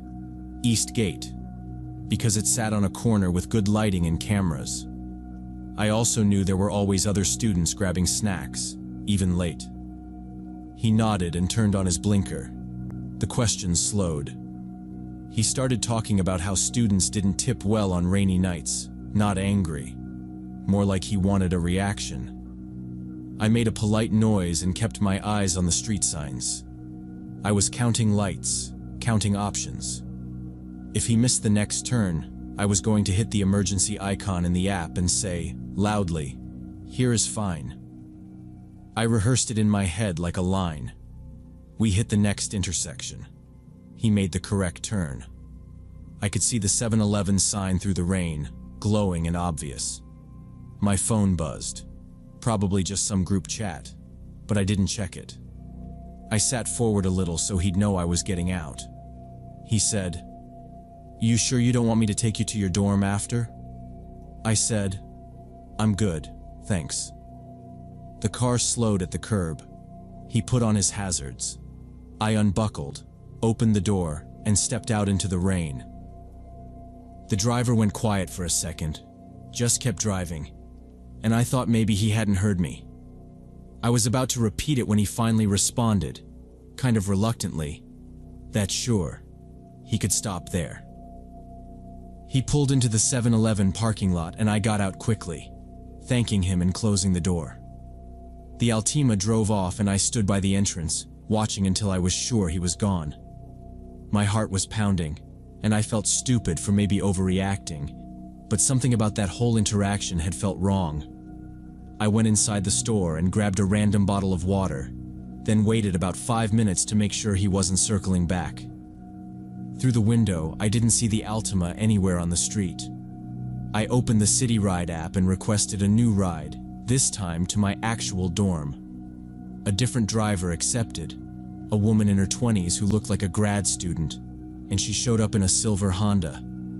She rolled the passenger window down 2 inches, said my name, and I got in. She confirmed the PIN. I told her to drop me on the side street near Westridge, and that I'd walk the rest. She just said, "Okay," and pulled out of the lot. The quiet helped. I sent a message in our group chat with the car make and plate and a quick, "on the way." She didn't ask questions, just drove, and I watched the mirrors out of habit. No blue underglow behind us. Still, my leg bounced until we hit the east side of campus. She asked, "Here or next?" And I said, "Next, by the mailroom," angling myself toward the side path. It was still pouring, but a short run was better than a direct drop where someone could clock my exact door. We turned, past the main lot, and slowed near the curb. She said, "Good luck with your studies," in a tired voice, and I thanked her and got out. This driver didn't talk at all except to confirm my destination, which was a relief. When we got close to my dorm, Westridge Hall, I told her to let me out on the side street instead of the main entrance, making up something about it being easier to get in that way. She didn't question it, just pulled over where I asked. I thanked her and got out, and as I crossed the street toward the dorm, I looked toward the main entrance out of habit. My stomach dropped. The black Nissan Altima with the blue underglow was parked in the lot directly in front of Westridge Hall, about 50 yards away. The driver was sitting inside, the light from his phone on his face as he stared at the building.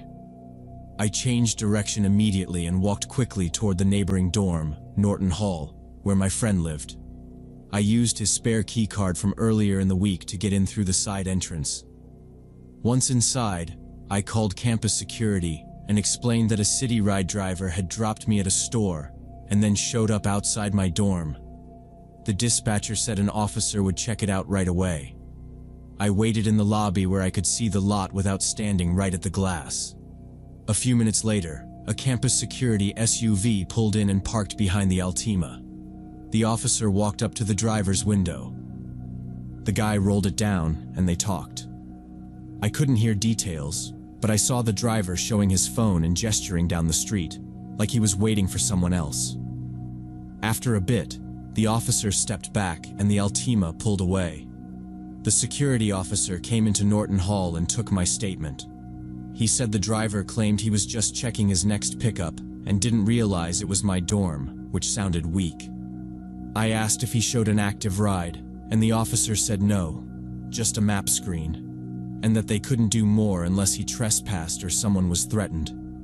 He told me to call again if I saw the car.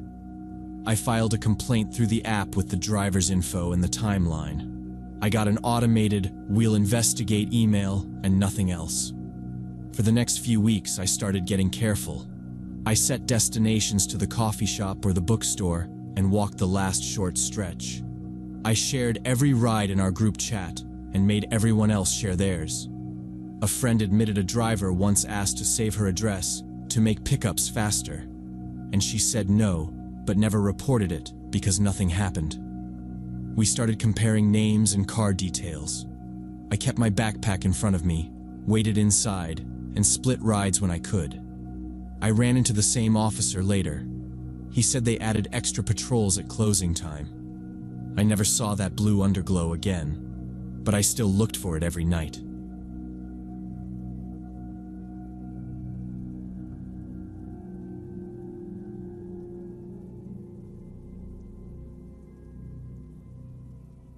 About 3 years ago, my friend Carol and I planned a weekend in Sedona for hiking. We both worked nights at the hospital, doubles piled on doubles, and we finally lined up 3 days off in a row. We were so punchy from lack of sleep we started shopping for places at 3 a.m., laughing at weird listings and then stopping dead at one that looked perfect. Clean white walls, bright windows, nothing cluttered. $60 a night, half the price of the hotels. The owner, Frank, messaged that the keypad lock was broken, but he'd meet us at 2 p.m. No big deal. We left Phoenix late morning with coffee and the kind of relief that makes you chatty about nothing. Trail maps, snacks, who was going to finally sleep through the night. We pulled up right on time, the red rock views doing that thing where you exhale without trying. I remember thinking, we nailed it. Easy weekend, low effort.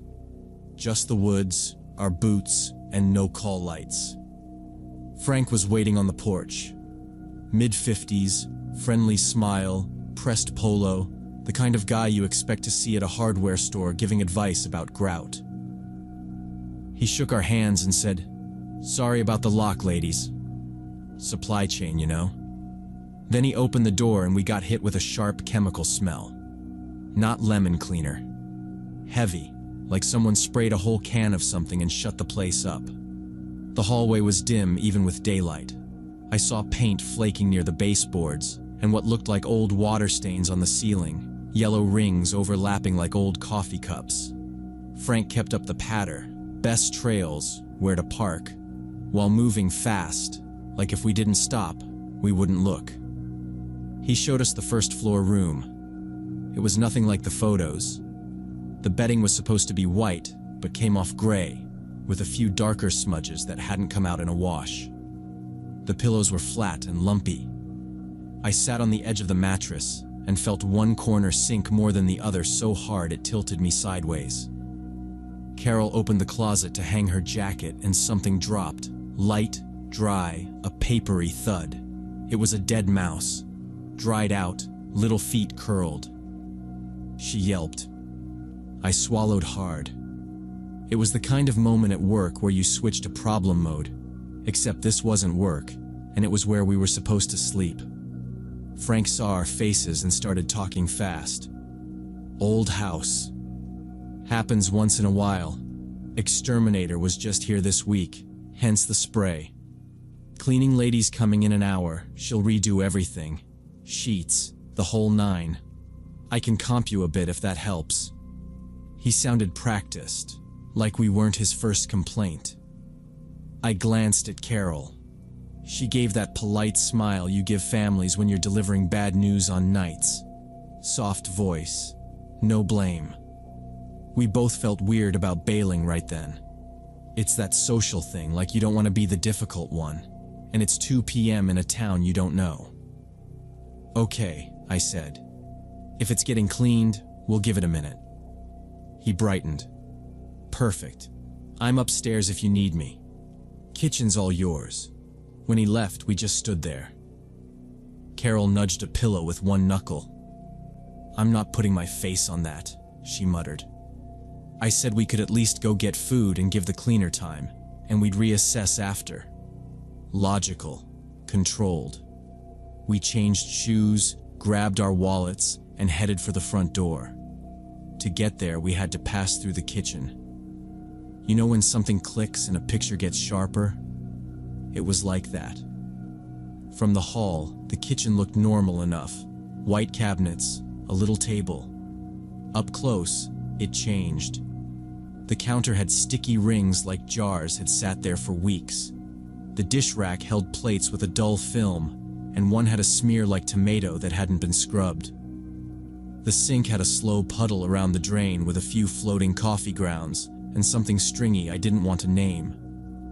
Above the trash can, the wall had a dark fan-shaped stain. The fridge hummed loud and uneven, like it was struggling. Carol tried the handle.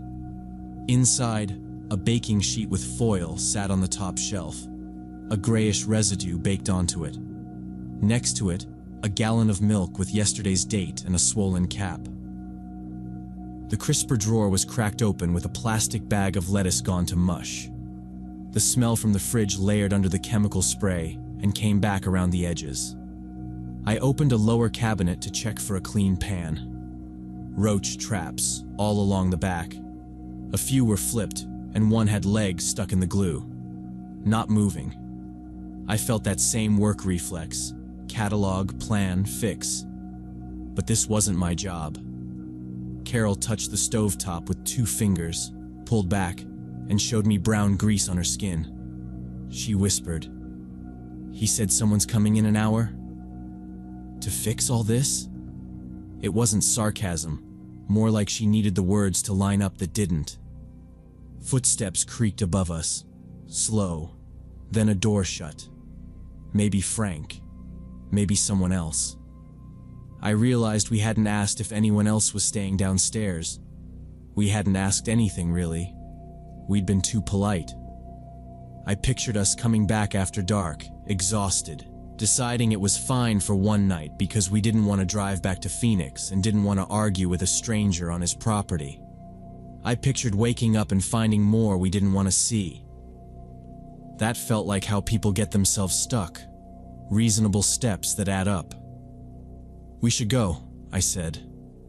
Carol looked at the back door, then the front, like measuring distance. "Yeah," she said. We started for the front hall together. As we reached the doorway, Carol grabbed my arm, and I knew she was thinking the same thing I was. On the kitchen table were the remains of someone's meal. A plate with dried pasta sat next to an open jar of sauce with mold around the edges. Not just a speck, but a full ring. The sink was stacked with bowls and glasses sunk in gray water. From under the refrigerator came a sweet, rotten smell, like fruit forgotten in a car. On the windowsill, a sticky fly trap hung crowded with flies, some still shifting. By the door, someone's dirty sneakers lay on their sides, stained on the laces. Carol nudged me and nodded at the wall.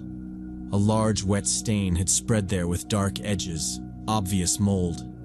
That was enough. We went straight back to the room without talking. I grabbed my bag and checked the zipper, then checked again because my hands were shaking a little, which annoyed me. Carol said, "Phone and charger?" I patted my pocket, grabbed the charger from the outlet, and stuffed it in. We didn't bother putting anything back the way we found it. We didn't text Frank or apologize or explain. He knew what the place looked like. We walked out fast and kept our eyes forward. No lingering in the hall, no looking back at the kitchen, no waiting for someone to stop us. We were already done. In the car, we opened our phones at the same time.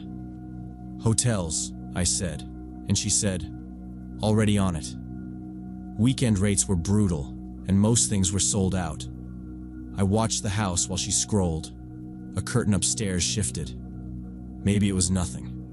Maybe it was Frank. I turned the engine on so we could leave if he came out. Carol read off 3 places, all overpriced. "Pick the one that actually has a room," I said. She booked the cheapest option, and I pulled away from the curb before the confirmation email even hit. 10 minutes later, we were under a bright hotel sign. The lobby smelled normal, neutral. We checked in fast and locked the door behind us. We both stood there for a second and then let out a breath, and it felt ridiculous how much better 4 walls and a deadbolt made me feel. We started listing what we saw like we were charting a patient. Flies, stain, smell, dishes, mold, the sneakers. "Not his size," Carol said again, and that stuck in my head. I drafted a short message in the app. "We're leaving due to cleanliness issues. Please cancel remaining nights," and hit send. It showed red. No reply. Fine. We ate takeout on the bed and I washed my hands twice before I could finish a sandwich. The plan shifted to hike tomorrow, extend this reservation if possible, and don't waste more time on anything else. Before lights out, Carol asked if he knew, like actually knew how bad it was. I said I didn't know, but the cleaning lady in an hour sounded like a line. We left the TV on low and tried to sleep. The only available room cost $130 a night, but we had no choice. We paid for both the failed rental and the hotel, $250 in losses for one night.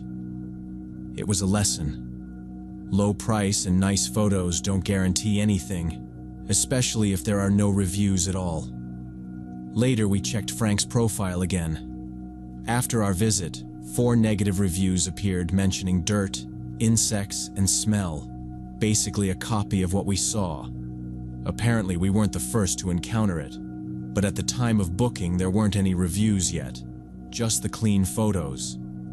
Now I won't book anywhere without at least 5 verified reviews, even if it costs more. Carol and I joke about it now. Check the closets.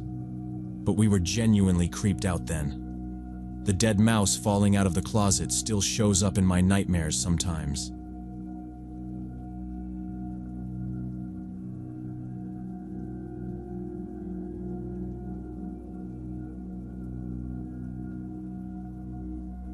Way back when I was 17, I lived with my mom in a small 2-story apartment on the 2nd floor of an apartment building in the suburbs. Mom worked as a nurse on nights, so 3 or 4 times a week I was alone from evening till morning. Dad left when I was 9. My brother was at a military college out of state, so quiet didn't bother me much. That evening around 8, I was at my desk working on a history paper. Mom left at 7, said she'd be back at 6, and told me there was lasagna in the fridge. My door was open, the hallway light was on, and downstairs the TV was running for background noise. Around 8:30, I heard the front door downstairs open and close. I sat up. Our locks are loud, the sound fit.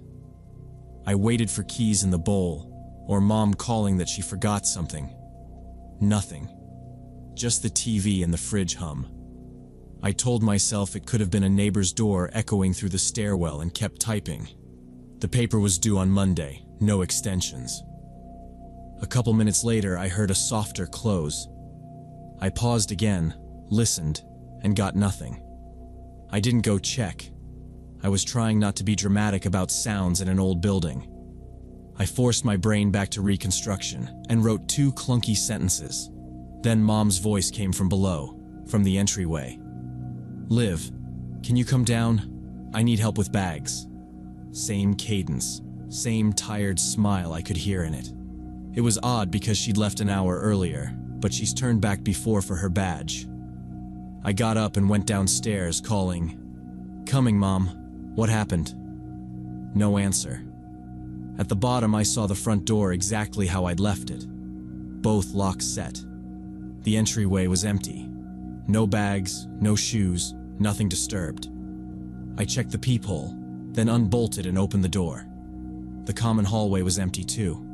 The elevator panel showed 1. I watched for a few seconds. No movement. A TV murmured behind a neighbor's door. That was it. I relocked both locks and went upstairs feeling stupid and uneasy. The voice had been Mom's. The exact way she says my name when she's tired. Back at my desk, I tried to work, but my eyes stuck to the last line I'd written and wouldn't move. About half an hour later came a quick sound from the upstairs bathroom, like the tap turned on and off. I hadn't gotten up in the last 40 minutes. I stood and walked down the hall because ignoring it wouldn't help me sleep. The bathroom door was ajar, the light on because I always leave it on. The sink was dry. But on the mirror above it was a wet handprint, clear and fresh, like someone had pressed a damp hand and lifted it. Drops were sliding down. My heart kicked. I live here with Mom. I hadn't touched that mirror in 2 days. I started checking rooms. My room, empty. Mom's. Empty. Guest room. Boxes and a folded treadmill. Nothing moved. I checked the windows. All latched. I pulled the shower curtain even though I knew I'd have seen feet. Nothing. I went downstairs and sat on the living room couch with my phone in my hand and the TV low. I typed, "Are you home?" to Mom, and erased it because I didn't want her panicking at work. I drafted a text to my brother and deleted that too because he'd call me jumpy. I told myself I'd eat the lasagna and then go back upstairs. I didn't touch it. The next hours came in jumps. A creak above me like someone shifting weight by the landing. Then nothing. A little click from the kitchen like a jar lid settling. Then nothing. I raised the TV a notch and locked the living room windows again, even though I already knew they were locked. Twice I walked to the bottom step and just stood there listening to an empty stairwell. Near 11 something popped upstairs, clean and sharp, and I flinched hard enough to drop the remote. I went to the stairwell and said, "Hello?" because not saying anything felt worse. No answer. I checked the back door's chain. I checked it again. The deadbolt was already set. I touched it anyway. Close to midnight, I heard a low whisper from the kitchen, the kind of breathy murmur people use on the phone when they don't want to wake someone. No words, just sound. I walked in with my phone light on, opened the pantry, nudged the trash bin with my foot, bent to look under the table, and it was empty. Once I thought someone stood in my doorway, a dark shape leaning on the frame like they were waiting for me to notice. I turned fast, and it was nothing, just the lamp throwing a weird shadow across the hall. I didn't call Mom at work. She'd tell me I was overworked and send the neighbor to knock, and I didn't want a whole thing in the middle of the night. At 3 in the morning, I finally gave up and went to bed. I lay there with my eyes open, counting the slow minutes until the traffic outside started again. In the morning, Mom came back and everything was normal.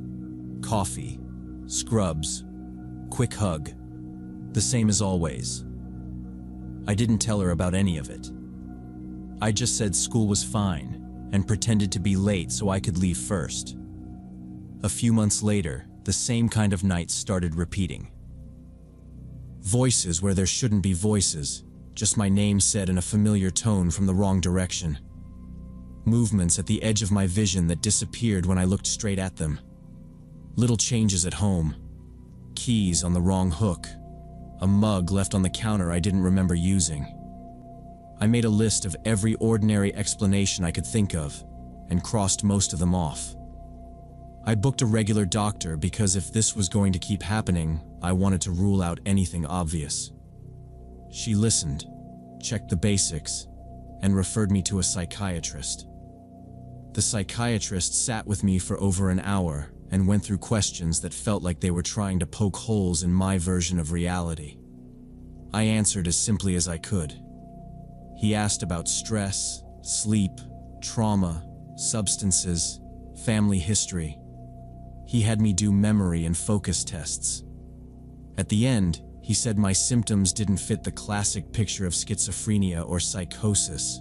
No fixed false beliefs, no paranoia, no disorganized thinking. He wrote it down as isolated sensory phenomena of unclear cause.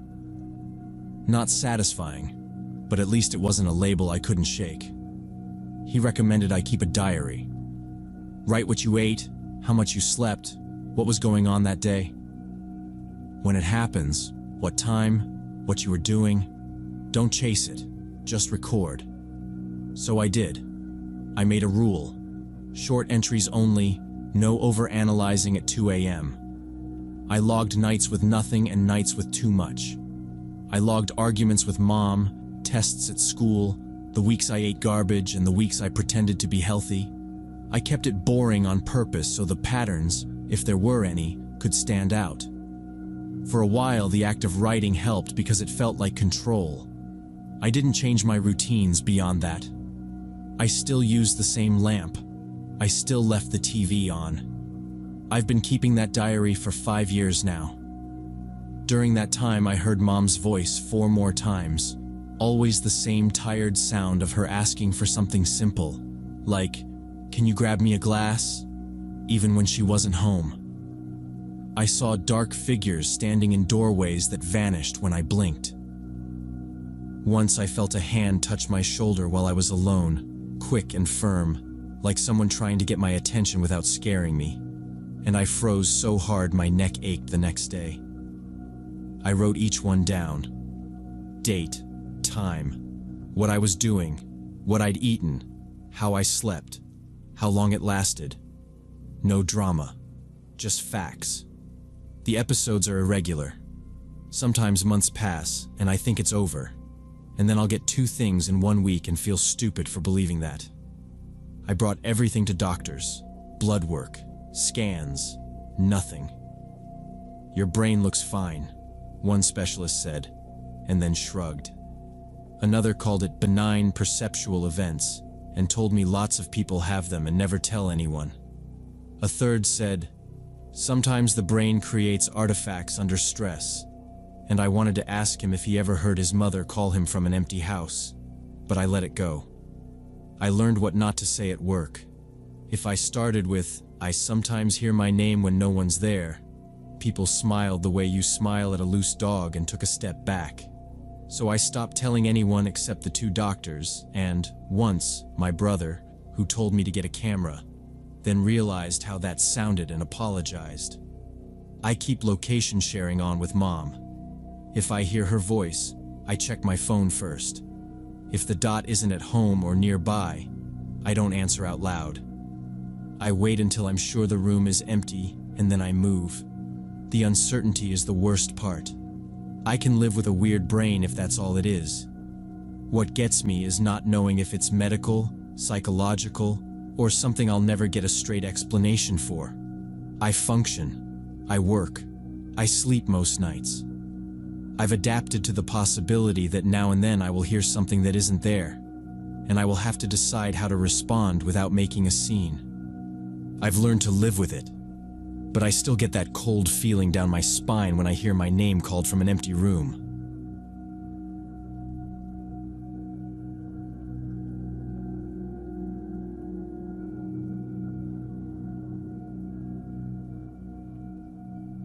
Last year in March, my internet kept dropping every few hours, so I called Comcast to send a technician. I work freelance from home in Seattle, so a stable connection isn't just nice, it's how I pay rent. They booked me for Tuesday at 10. Right on time, a guy about mid-40s showed up, thinning hair, worn work uniform with the Comcast logo, ID badge clipped to his chest. He introduced himself as Douglas, held up the badge for a second, and I let him in. He went straight to the living room router, crouched by the console table, started tracing cables and checking the lights. I sat at the kitchen counter with my laptop, trying to stay on task, answering emails before a noon deadline. Every few minutes he asked something normal, signal strength, when exactly the drops happened, whether it cut across Wi-Fi and Ethernet. I answered and kept typing. It was all routine, professional. Then the questions changed. "So you work from home full-time?" he asked while unplugging and replugging a Coax line. "Yeah, mostly," I said, eyes on my screen. I kept my tone neutral. It was true enough. "Do you live alone or with roommates?" That one made me pause. My hands hovered over the keyboard. "With a roommate," I lied. My voice came out flat. "In reality, it's just me." "What's your usual schedule? When are you home?" That felt off. Too specific. I kept it short. "It varies." He nodded like that made sense, but he started looking around more than the job seemed to require. His gaze paused on the photos on the window shelf.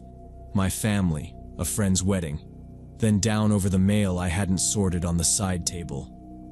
He looked down the hall and through my bedroom door, which was open a little, longer than a glance. I opened a fresh email and pretended to read it. "Do you have a security system?" he said. Yes. Another lie. I've got a decent deadbolt and that's it. He just said good, like he approved, and went back to the router. While he worked, I checked the appointment confirmation again, like that would help. It had the right order number, the right time window. He had the badge, the van out front, the tools. Everything legit. But the personal questions stuck. I don't love confrontation, and I couldn't think of a normal reason to push back without making it weird. I told myself maybe they train them to ask about equipment tied to alarms or cameras. It felt thin, but I took the excuse anyway. I kept moving my coffee cup closer to the edge of the counter so I had an excuse to stand and watch him if I wanted. He ran a speed test on his tablet and wrote numbers on a work slip. If he noticed me hovering, he didn't say anything. He asked what kind of work I do. I said freelance design, which is true, and he followed up. Websites or logos? Like he cared, which I doubted. He spent about 40 minutes on everything. He said he'd swapped a couple of connectors and restarted the router, and that I should be solid now. He handed me a carbon copy of the work order and asked if I could rate him in the Comcast app. I said sure, and put the slip near my keyboard. Then he slowed down. He took his time zipping tool pockets, pairing up cables with Velcro, wiping dust from a panel like he was killing seconds. I answered his small talk, short and polite, hoping the hint landed. It didn't. When he finally closed his bag, he walked to the door. "Have a nice day," he said with a smile that didn't match the rest of him. I opened the door, said, "You too," and watched him step into the hall. I shut the door behind him, turned the deadbolt, then just stood there with my palm on the wood. I let out a breath I didn't know I was holding. I felt silly doing it, but I did it anyway. Something in his questions crawled under my skin. Nothing I could point to as a rule violation. A lot of people are just nosy, and maybe he was making conversation. But the way his eyes moved around my space, how he lingered on the bedroom doorway, the exact way he asked about my schedule, those details stuck there like burrs. I told myself I was making it bigger than it was. I've got a tendency to run worst-case scenarios in my head when I'm stressed. The month had already been tight, and losing the internet on client calls had been a whole thing. I didn't want another problem to stew on. I walked the short loop of the apartment, bedroom, bathroom, back to the kitchen, half checking nothing was out of place. I peeked through the peephole. The hall looked empty. I double-checked the lock anyway. Then I went back to the counter, opened the app, marked the service as complete, and skipped the star rating because the thought of typing anything about him made me feel weird. My email pinged. A client had sent over edits. I put the work slip under my notebook, clicked into the file, and told myself it was over. I pushed the feeling down and got back to the project, and after an hour of layout tweaks and a couple of calls, the edge wore off. By the end of the afternoon, the connection had held. No drops. I told myself that mattered more than anything else. I went back to work and forgot about it for a couple of days. On Thursday around 10, I was on the couch watching a show when I heard a knock. I wasn't expecting anyone. I checked the peephole and froze. Douglas, the same technician, stood in the hallway. No uniform, just a jacket. He knocked again. "Hello, it's me, the cable guy from Tuesday. I forgot to check one thing. It's important for connection stability. Can I come in for a minute?" My internet had been fine. Texts don't show up at 10 without a call anyway. I stayed quiet. He stared at the door and knocked harder. "I know you're home. I saw the light under the door. Please open up. This will take 5 minutes." His tone was too familiar. No tools, no work bag, just his phone. I stepped back so the floor wouldn't creak. He rapped his knuckles again. I pictured opening the door and couldn't do it. I backed away 2 more steps and kept listening. I went to the kitchen, grabbed my phone, and dialed 911. I whispered that the internet tech from Tuesday had come back late, out of uniform, asking to come in, and I was alone. The dispatcher took my address and said a patrol was on the way. "Stay on the line. Do not open the door." He spoke again. "Rachel, I really need to check that router. It's a safety issue with the wiring." Hearing my name made it worse. He had it from the work order, but said like that it felt like pressure. I told the dispatcher he knew my name. "Officers are en route," she said. His footsteps moved away.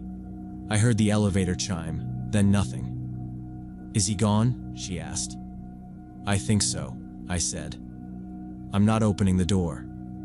She stayed with me until a firm knock and a clear announcement. "Police." I set the chain, opened the door a few inches, and met 2 officers. Douglas was gone. I handed over the service slip with his name and ID and explained the appointment and his questions. They said they'd check the building and contact Comcast, told me not to open for anyone unannounced. After they left, I locked the door and didn't sleep much. The next morning I called Comcast and filed a complaint. I explained the late visit, no uniform, and the questions about my schedule and whether I lived alone. The rep apologized and opened a case. That afternoon I installed a chain on my door. I texted my neighbor across the hall to ask if she'd heard anything. She hadn't. I told her to call me if anyone asked for me. A week later, Comcast called back. The supervisor said Douglas had been terminated. It wasn't the first complaint. 2 other women had reported inappropriate behavior. They flagged my account for no unscheduled visits and said any tech would call from the company number before arriving. I wrote down the direct line and thanked them. Then I watched the door for a while, not sure if I felt safer or just more alert. I think about how close I came to opening the door because I didn't want to be rude. No scene and no heroics, just a boundary that had to hold. Now I don't open to anyone without a confirmed appointment and a call I can verify. I keep the chain on until I'm sure. I check the badge through the peephole and take my time. If something feels off, I treat it like it is. That pause is the difference I needed, and it's a habit I'm not breaking again.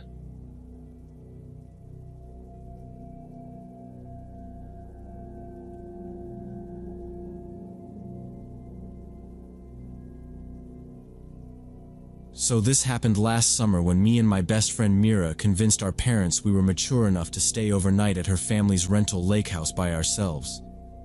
We were both 16, and the place was in one of those vacation communities that go dead after Labor Day. Her parents were fine with it but kept repeating the same stuff.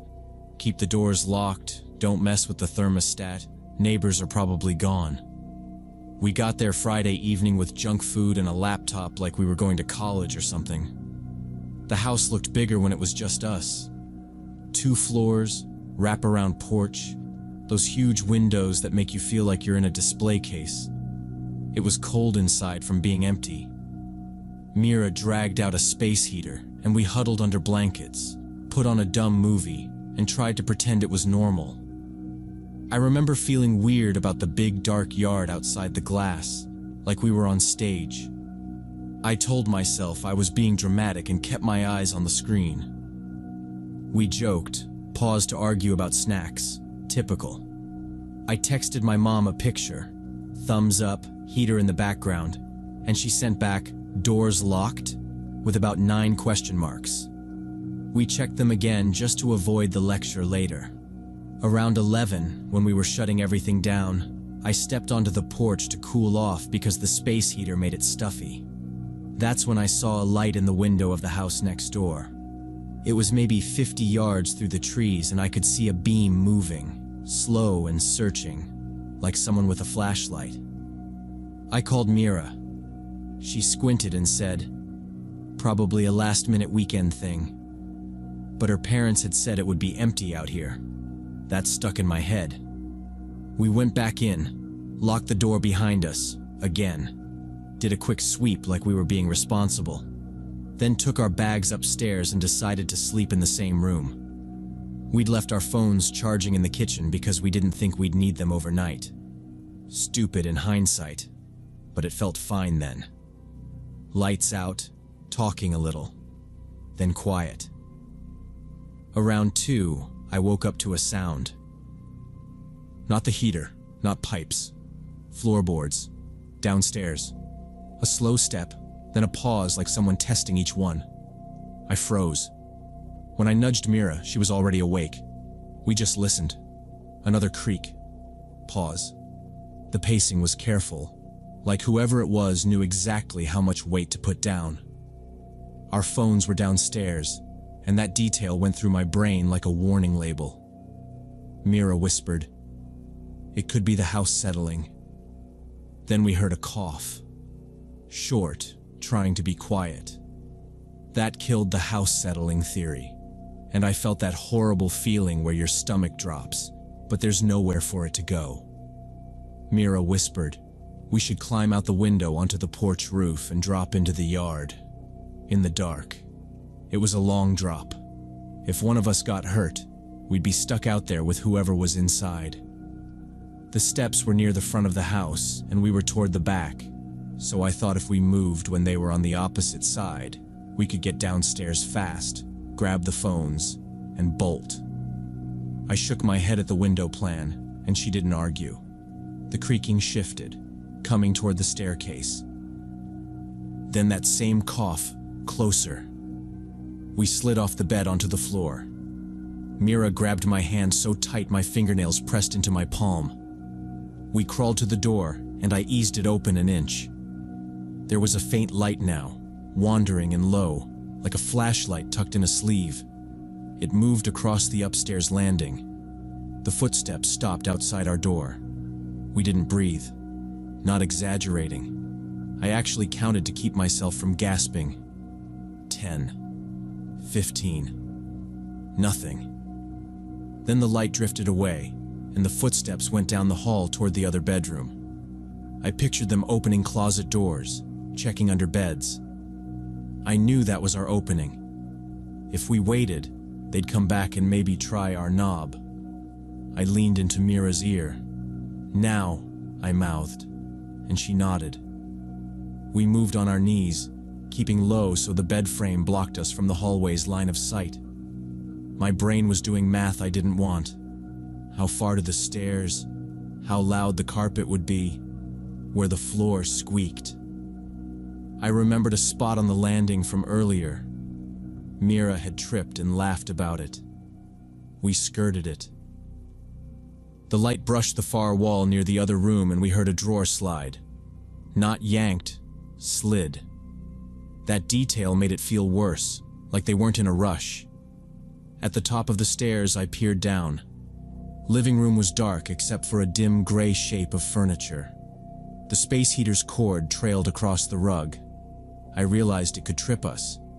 I pointed at it and Mira poked it back with her foot. Slow. A board near my knee let out a small tick, and we froze, listening. From the other bedroom, nothing. Then another soft sound. Paper rustling. Whoever it was wasn't just looking. They were searching. We started down the stairs, one at a time, toes on the edges where it's quieter. My dad taught me that for sneaking in late.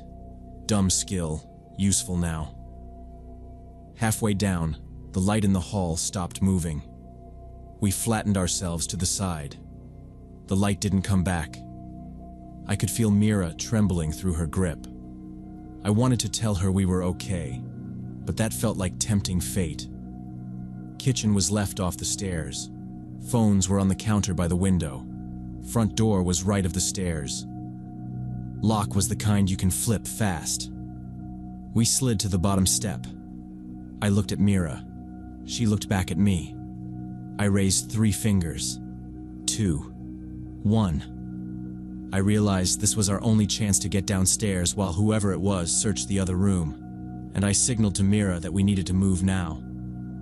We crawled out into the hallway and toward the staircase, staying low and moving as quietly as possible while we could hear drawers opening and closing in the other bedroom. We started down the stairs, pressing against the wall to avoid the spots that might creak, and we were almost at the bottom when my foot accidentally knocked into a vase on one of the steps.